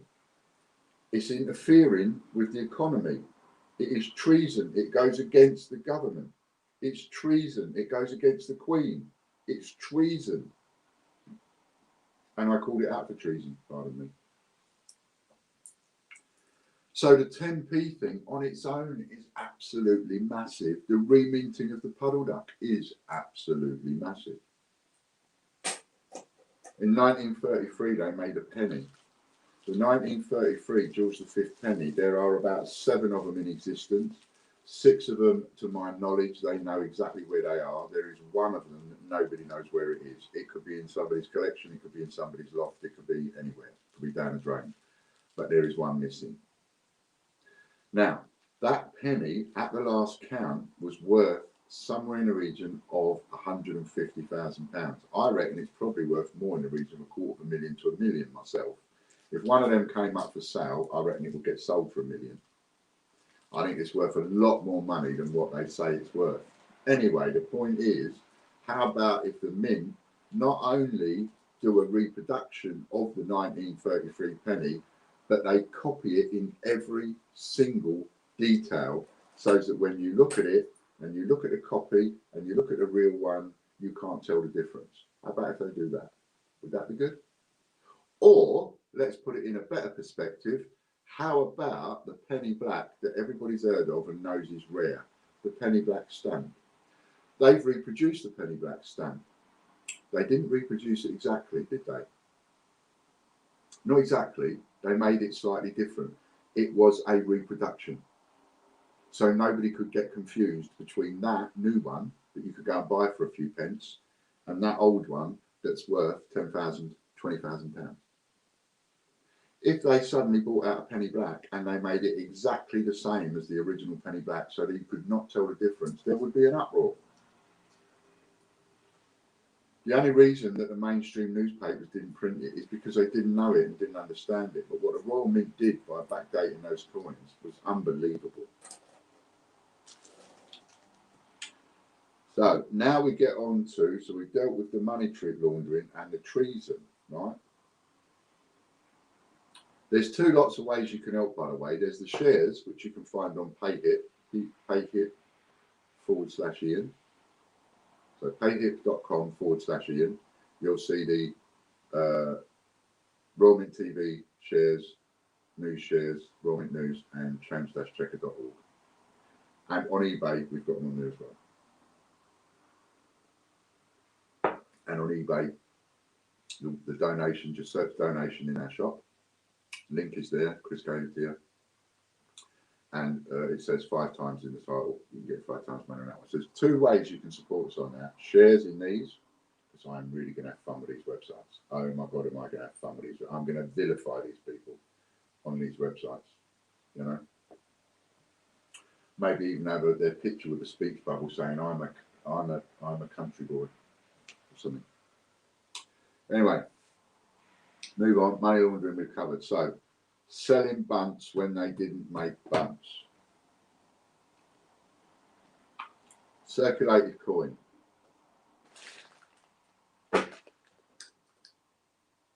Buntsy. So when you get a coin in a packet like that, or you get a coin in a packet like that, it's what's called buntsy. I call it buntsy.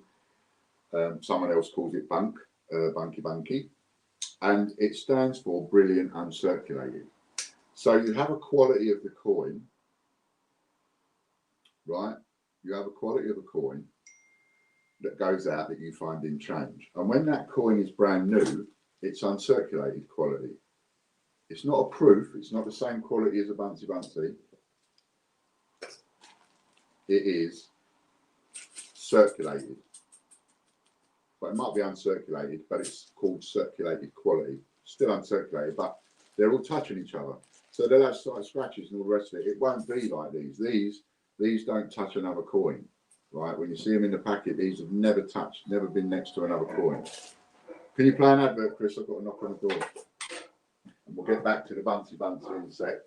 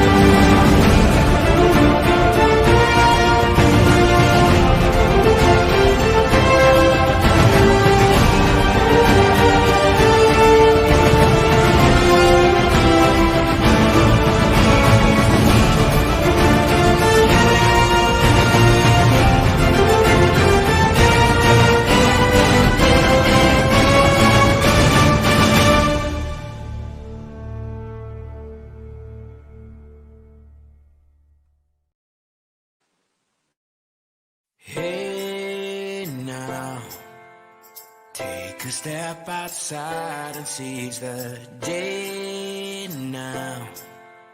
Set aside your worries, it's okay now.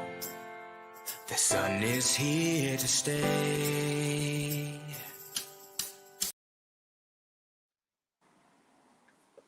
So about that. So getting back to the bunky. So we got circulated condition, which is uncirculated when it's brand new, but it's circulated condition, right? They call it circulated condition. It touches other coins, whereas you have Buncy, brilliant uncirculated, doesn't touch another coin. So it's a different quality. And then you have other qualities of coins. So you have proofs. So then you have like, you'll have a silver proof, which will be, and that will be a better quality than the Buncy, you see? So, and this is where the values of coins comes from. Comes from the condition, the age, and of course, how many are on the market, like any collectible item.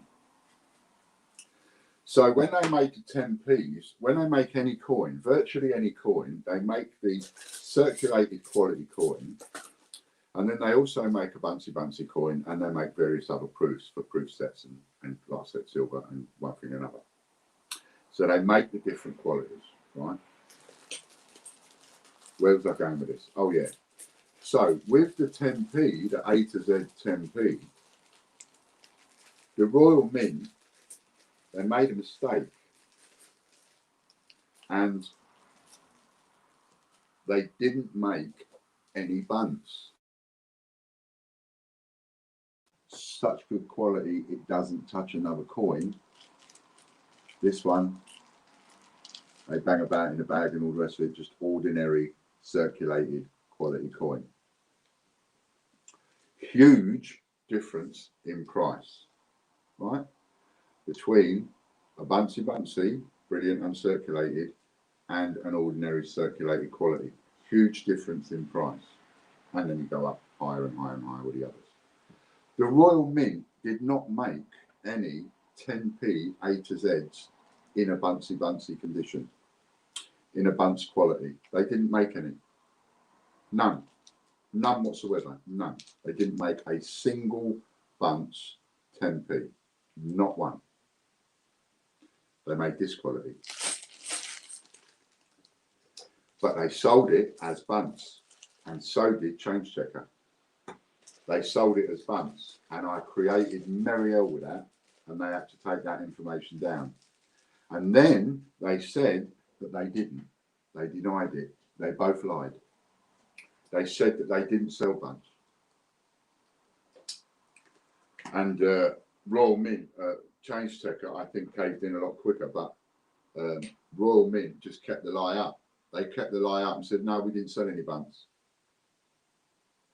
And I said, yes, you did. No, we didn't. No, we didn't. We didn't sell any bunts. So I said, I told on a video, and I said, this is what the Royal Mint has said, and I know differently. I know they didn't. They have sold them as bunts.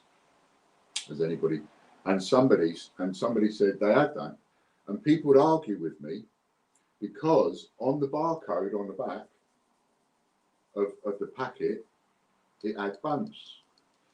So people would argue with me and say I didn't know what I was talking about, because it said bunts on the back of the packet.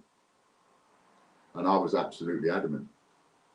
So I got some of you to send me the photographs, and you photographed your own product that you had bought off of the mint where it said bunts on the label with the barcode.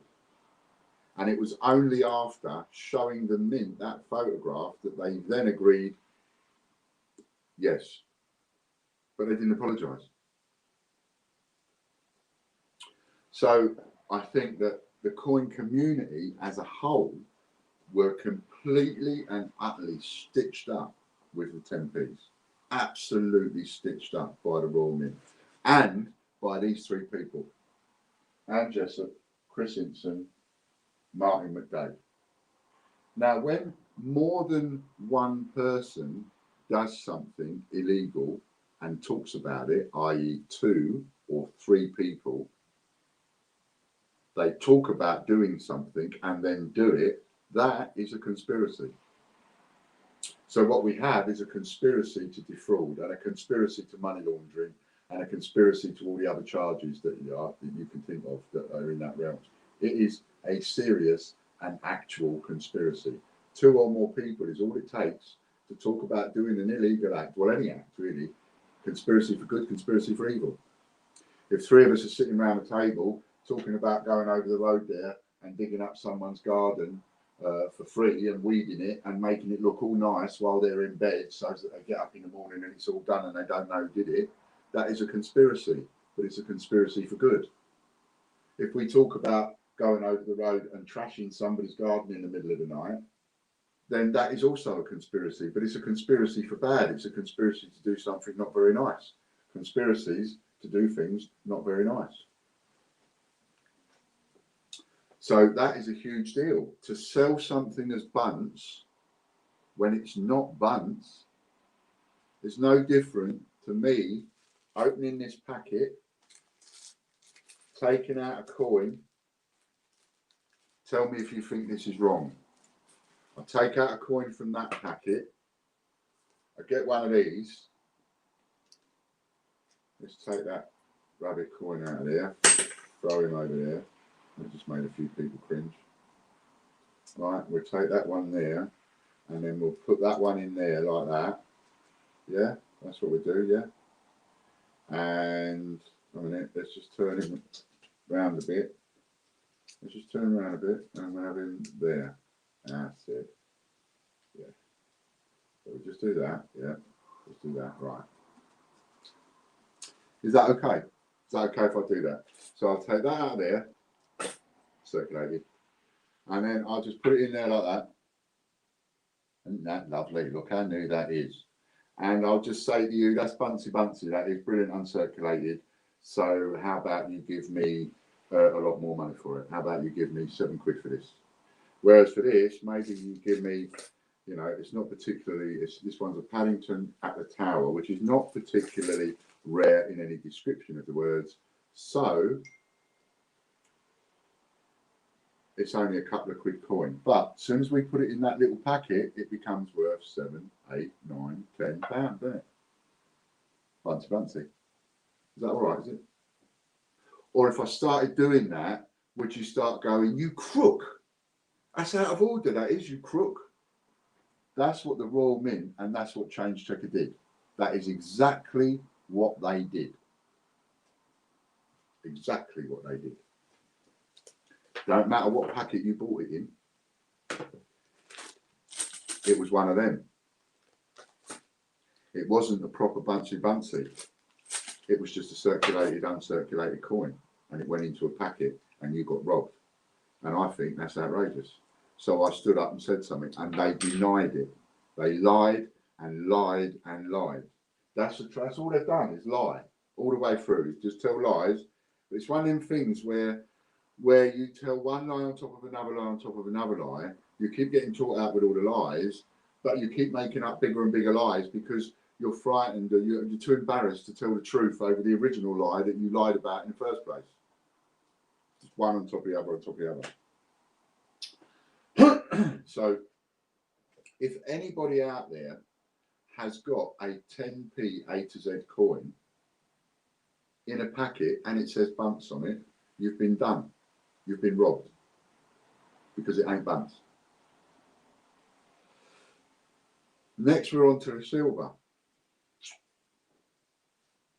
Rosalind Franklin, 50p, which I haven't got time. Rosalind Franklin, 50p, is 3,500 for a silver mintage, silver coin. That's the Peter Rabbit, right?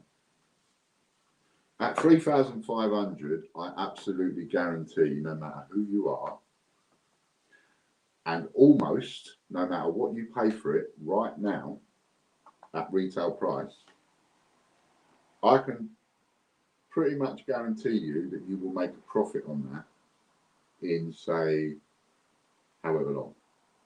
You'll make a profit on that coin. So I don't know how much you're going to pay for it, so I can't say how much. But you'll make a profit on that coin. Within 12 months, the silver version of that coin will be 130, 150, 160 pounds. 12.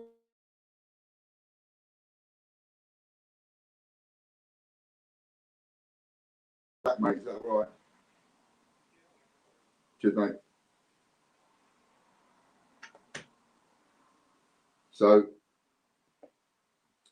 what was I saying? Yeah. So at 3,500 mintage, it's worth buying into. You're going to make a profit.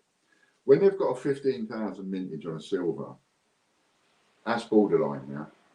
Depends on the coin a bit, but it's borderline. If you buy it at retail value, 15,000, yeah, you'll make money over 10 years. If you have a mintage of 5,000, that's good, and you will make money over the next 2 to 5 years. If they've got a mintage figure of 3,500, you're going to make money next year. You buy that now with a view to selling it. Buy 10 of them now. Next year, 250 quid. No, it's not, is it? 50 odd quid each. So 10, 500 quid, whatever, 600 quid. You put them away, you bring them out in 12 months' time. They'll be selling for 150 quid each. You'll make money on them. 3,500 pounds, 3,500 mintage. Mintage. Right? So on these, you've got a 45,000 mintage and a limited edition presentation of 1,500 is what you've got for the Peter Rabbit. Right? 45,000 plus a 1,500, whatever that must be, these black boxes, 1,500, whatever it is. Now, at 45,000, you pay retail price for that now? Yeah, don't expect to make money. Don't expect to make any money. Not at that price. What about if we take something like, let's take something like this.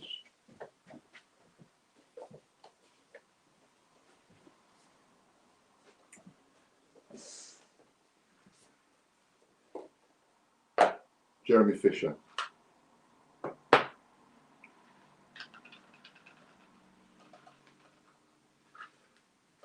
People, you collectors out there, you should take this. If you think some of what I've said is outrageous and abominable, you should take this to be so much worse, because now we're messing about with real money.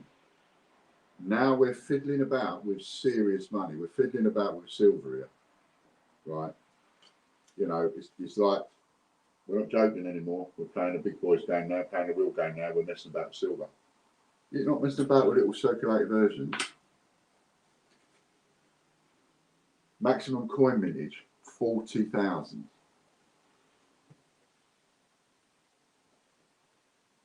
Silver. Maximum coin mintage, 40,000, right?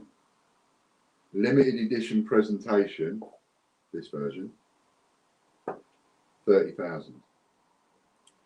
70,000 of these, 70,000. Franklin Rosalind, 3,500. Jeremy Fisher, 70,000. 20 times more. Never in a million years, as long as you've got a hole in your bottom, will that return you a profit if you buy that at retail value now. And I sell them. Not a chance. Not a chance.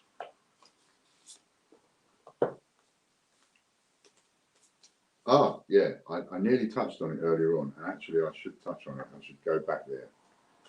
So we've got I talked to you about the high mintages and nothing other, and Peter Rabbit and everything. So going back a bit, something I meant to cover earlier on was, I do things, and I can say it with absolute certainty. Like I can say the Beatrix Potter Shop is not a distributor under any realms of the imagination, because I just spent 12 grand with them. So no. I know that Change Checker is not a distributor, even though they call themselves distributors and the Royal Mint call themselves distributors. I spent 60 grand with them, so I know they're not. distributors. So I bought the 2019 Peter Rabbit. That one. Change Checker had them up for sale. Now Change Checker, they was a little bit naughty. They've always had this deal on Westminster Collection and Change Checker where they will only sell you 3 or 6 or 9. You can only buy that. It's been like that for years. Westminster Collection's been around since like the 80s, 70s. It's been like that for years. When they come on eBay, they didn't have any minimums. So you could come along and you could buy 50 of them. And I did. And I came along and I bought them out of all their Peter Rabbits. All their Peter Rabbit 2019, I bought them out. I spent thousands. I spent 60 grand with them. I bought them out of those, and I bought them out of the Aviations, and I bought them out of the Jane Austens. And do you know what they did? They just phoned up the Mint and said, can we have some more, please? And the Mint went and made a load more. Now, I've done a sensible move. I've taken out the competition and bought every single coin they've got. Now they can't damage me on that coin because I own it. I've bought every single one. They ain't got no more. So now I ain't got to worry about them undercutting me. They ain't got no more. They can move on to the next coin and I will make money out of this one. No, they can't. They can't be content with having a little bit of the market. No, they ring up the Mint and the Mint goes, yeah, I will make more for you. And I think that is so wrong. The cartel, the monopoly, just looking after your number one retailer. And so that ended up making me look stupid because I'm telling everybody this coin's going to go to 100 quid in your lifetime. And I still maintain it now. This coin will go to £100 in your lifetime. And I put essentially my money, customers' money, I put my money where my mouth is. And I clean them out. I know supply and demand. Every rule in the book of supply and demand says that I am going to make a killing now because I have bought all of them. And I took advantage of the fact that they hadn't set any settings on eBay to say you can't buy more than 3 or 6 or 10 at a time. I took advantage of that, full advantage of that, and I cleaned them out. I should now make money. No, because of what they did. So I then retaliated and I gave a load of these away. So I did a big thing and I gave away 500 Peter Rabbits worldwide, and I got a load of volunteers involved, some of you, and we put them out all over the country. And if you search Peter Rabbit 2019 and hit news, you will see all manner of publications that we were in, from one end of the country to the other we was in. Over the publicity stunt putting these out and giving them away free. And we did the same thing with the Gruffalo. So the minting of the silver, it is pure and unadulterated greed to not have any kind of uniformity. Every silver coin should have the same mintage. We're talking about a collectible market. Every single coin should have exactly the same mintage, and so should the gold. Not 250 mint, not 400, not 3,500, not in the next minute 70,000, not the next minute 2,000. No. That just messes about with people's money, and all you're doing is playing God with the collectible market. It's all wrong, and it's all done and designed not for the benefit of the coin collecting community. If it was, it would be different, but none of it is designed for the coin collecting community. It is all designed for their pockets. Ian Glenn, 288 Group, Change Checker, pockets. That's why Ian Glenn can record profits of 40 million in 1 year. The amount of greed is unadulterated. It is massive amount of greed. And that's the trouble with people with greed. They never know when to stop. Sometimes they get so far in, they just can't stop. They just keep going.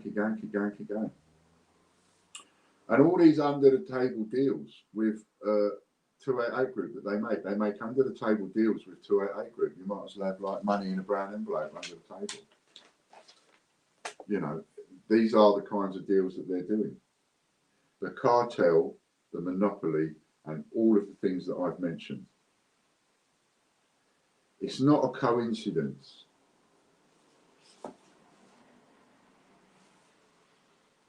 it really isn't a coincidence that that coin just happened to be a non-release coin.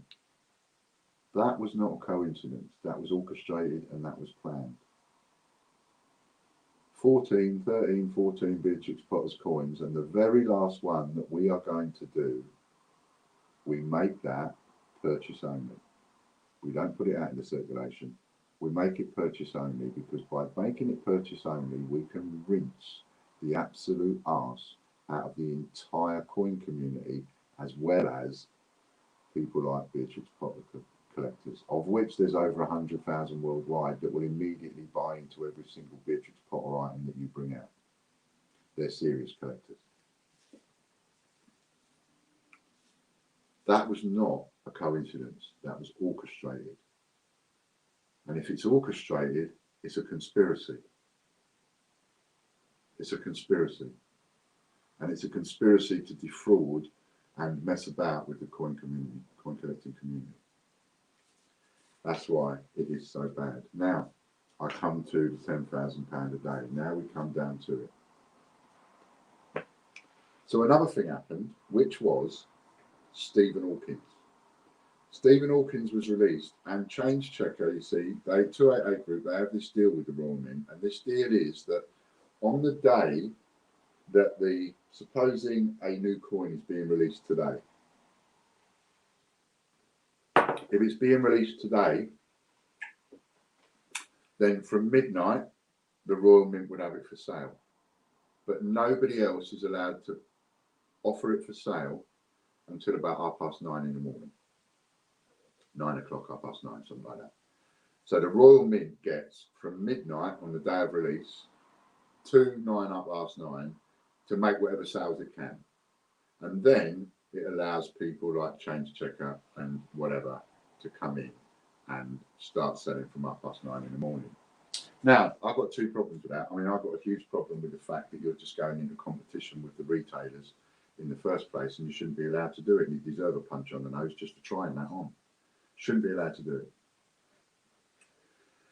it. However, on this occasion, 288 Group messed up, and they sent out an email telling all their customers that they could buy Stephen Hawkins as of midnight or something like that, which went against their contract with the Royal Mint. And because of that, the Royal Mint got spiteful, these jokers, they got spiteful against 288 Group. And so they said, right, we're going to mess about with your delivery then. So we're going to hold up your delivery. We're not going to let you have them. And they didn't send the Stephen Hawkins to 288 Group. 288 Group didn't have them for sale for weeks. They did not have them for sale. I got a load through. I happened to have a load through ready. I sold £10,000 worth in one day. One day. Just because Change Checker didn't have any.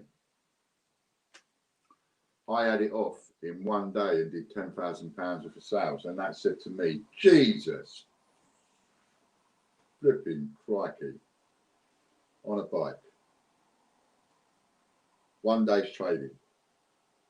Now imagine that I could offer and have equal footing on every coin. What kind of day's trading could I do? That's £10,000 in one day's trading on one coin. One coin. So I said to them, that's what I'm taking my money from suing you, because that's how unfair this is. This whole game is so unfair that I've realised, you know, it just needs one day with Change Checker out the frame in the monopoly that they've got, and suddenly people like us can nip in there with 10 grand worth of business in a day. That's how much they've got it sewn up. That's how much money they're turning over. And that's just one coin. So I think, well, you're costing me, your unfairness is costing me a minimum of £10,000 worth of sales a day.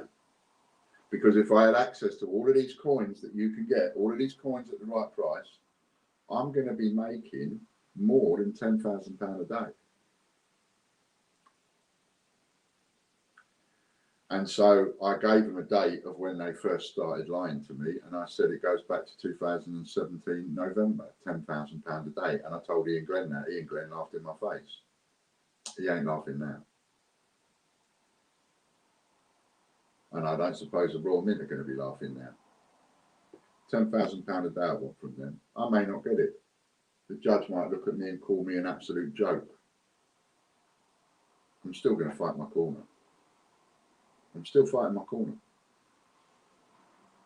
I watched a film the other night, and it was about Blair and the Iraq War and everything else. And there was one person, played by Keira Knightley, this one person, and she intercepted this communique. And this communique basically said the Americans were asking us, our GCHQ, asking us to find dirt on people and United Nations committee members so that we could give that dirt to the Americans. The Americans could then put pressure on those individual United Nations members with the dirt that we've concocted or got hold of for them, in order for the Americans to put pressure on them, those United Nations members, to vote at the UN Security Council so that the Americans could go to war legally.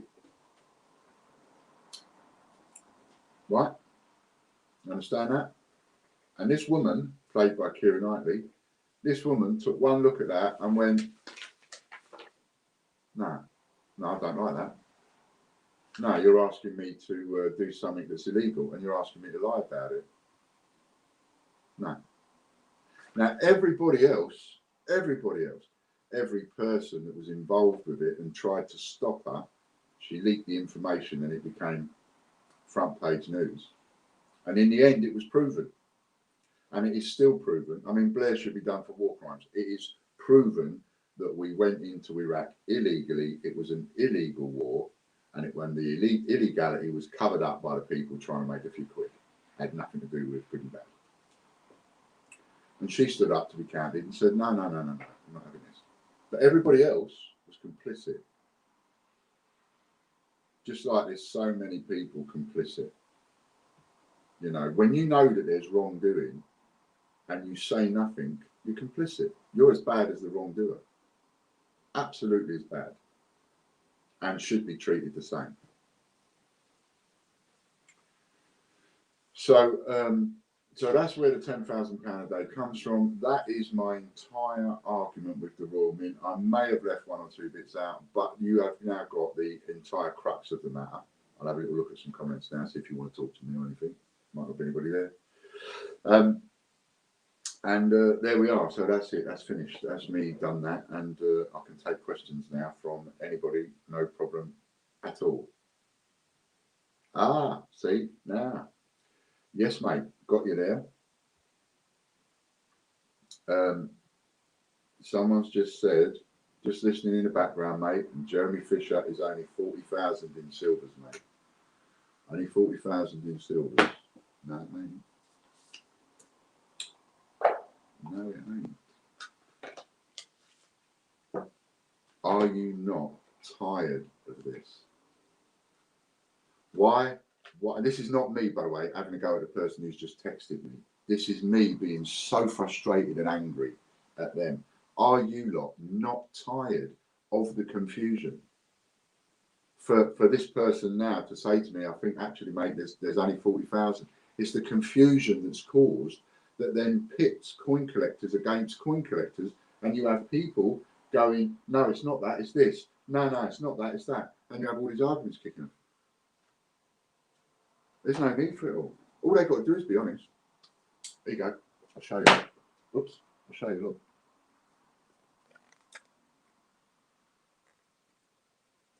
So there it says maximum coin mintage 40,000.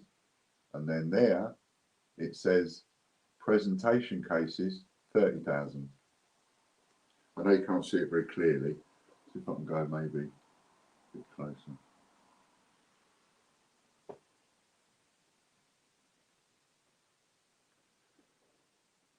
Maximum coin mintage 40,000.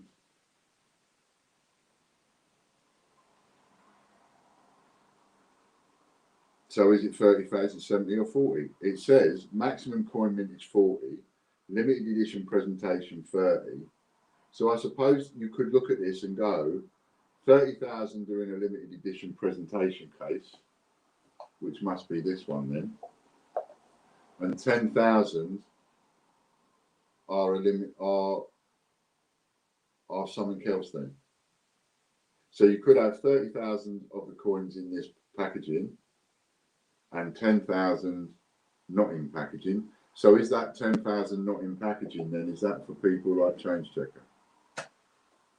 Why is there 10,000 that's not in limited edition presentation packs?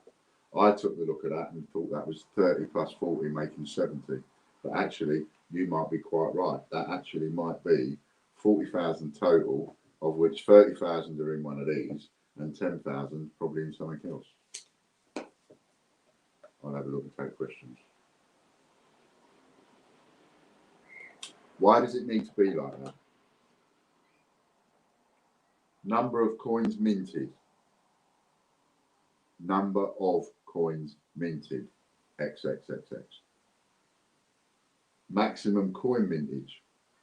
There's something not right about the way people phrase things. Maximum coin mintage. It's like we're going to leave ourselves a get out so that we could make more or make less, or we could play around with the figures. Number of coins minted is what we need to see. These ways of writing this and writing that and doing this, they're all done for no other reason than to make people money. It's all for their back pockets.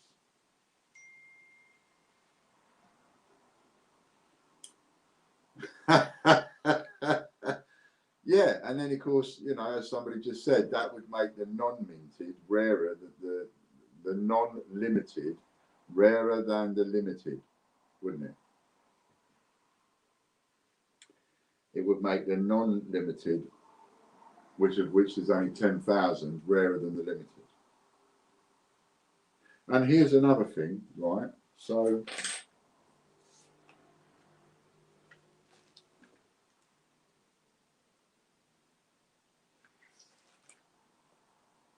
here's another thing. What was I going to say about these? Oh yeah. So with the Peter Rabbit,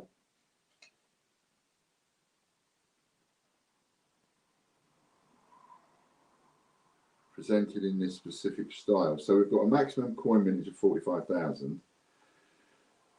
Limited edition presentation 1,500. So are we saying that there's two different packagings?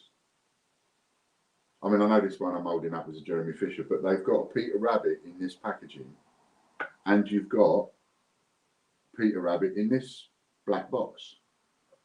You have Jeremy Fisher in the Royal Mint packaging, but you also have Jeremy Fisher in a black box.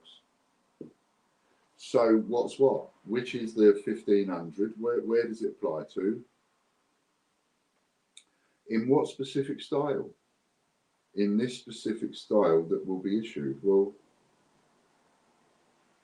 that looks to me like it's saying 45,000 in the black box. But what about the other box? What about the Peter Rabbit box? This is why you can't trust the information that you're being given. It's ludicrous. Nobody knows where they stand. None of you know where you stand. I know where I stand better than you know where you stand, and I don't even know where I stand half the time. It's a bit like you'll get a gold coin for free, really. So what is a bit like might get a gold coin for free? Answer that, please. It's a bit like get a gold coin for free. So I haven't put one up for free. Am I defrauding you? Am I pretending that it's free? Am I pretending that you can go and get a free voucher when in actual fact you can go and get a free voucher, you can go and get a free go. You could win it. So could anybody else. I'm not sure of the point there. But anyway, if there are any questions, crack on, give me some. If not, that's fine. I'm done now. I wanted to let everybody know what it was all about, why I'm taking them into court, how you can join in if you want to, And I think there are more people going to come back into that now, because you've seen me put the money where my mouth is. You've seen me go in there, pay the money, and now we're off and running. And I've just had a notification to say I've got a video conference call coming up with a QC. So I can then tell him about this video. Alrighty then, so thank you very much for being out there, for listening, for watching. If you're watching this on catch up, thank you very much. I appreciate it. I don't think I've been wrong on any of the information I've given over at all. I've been careful not to do a chronology of events, of issues and one thing and another, because issues and stuff with people and one thing, I don't really come into this too much. This is about just the Royal Mint and why I've got my issues with the Royal Mint and what we're doing about it. So that's it. I'm glad I did all that, because it's far too big a video for me to be able to even think about uploading. All right, thanks a lot to everybody. Thank you, Chris, for being there and setting this up for me. I really appreciate that. He wasn't due to do anything at all. So thanks a lot. And we'll call it a day there.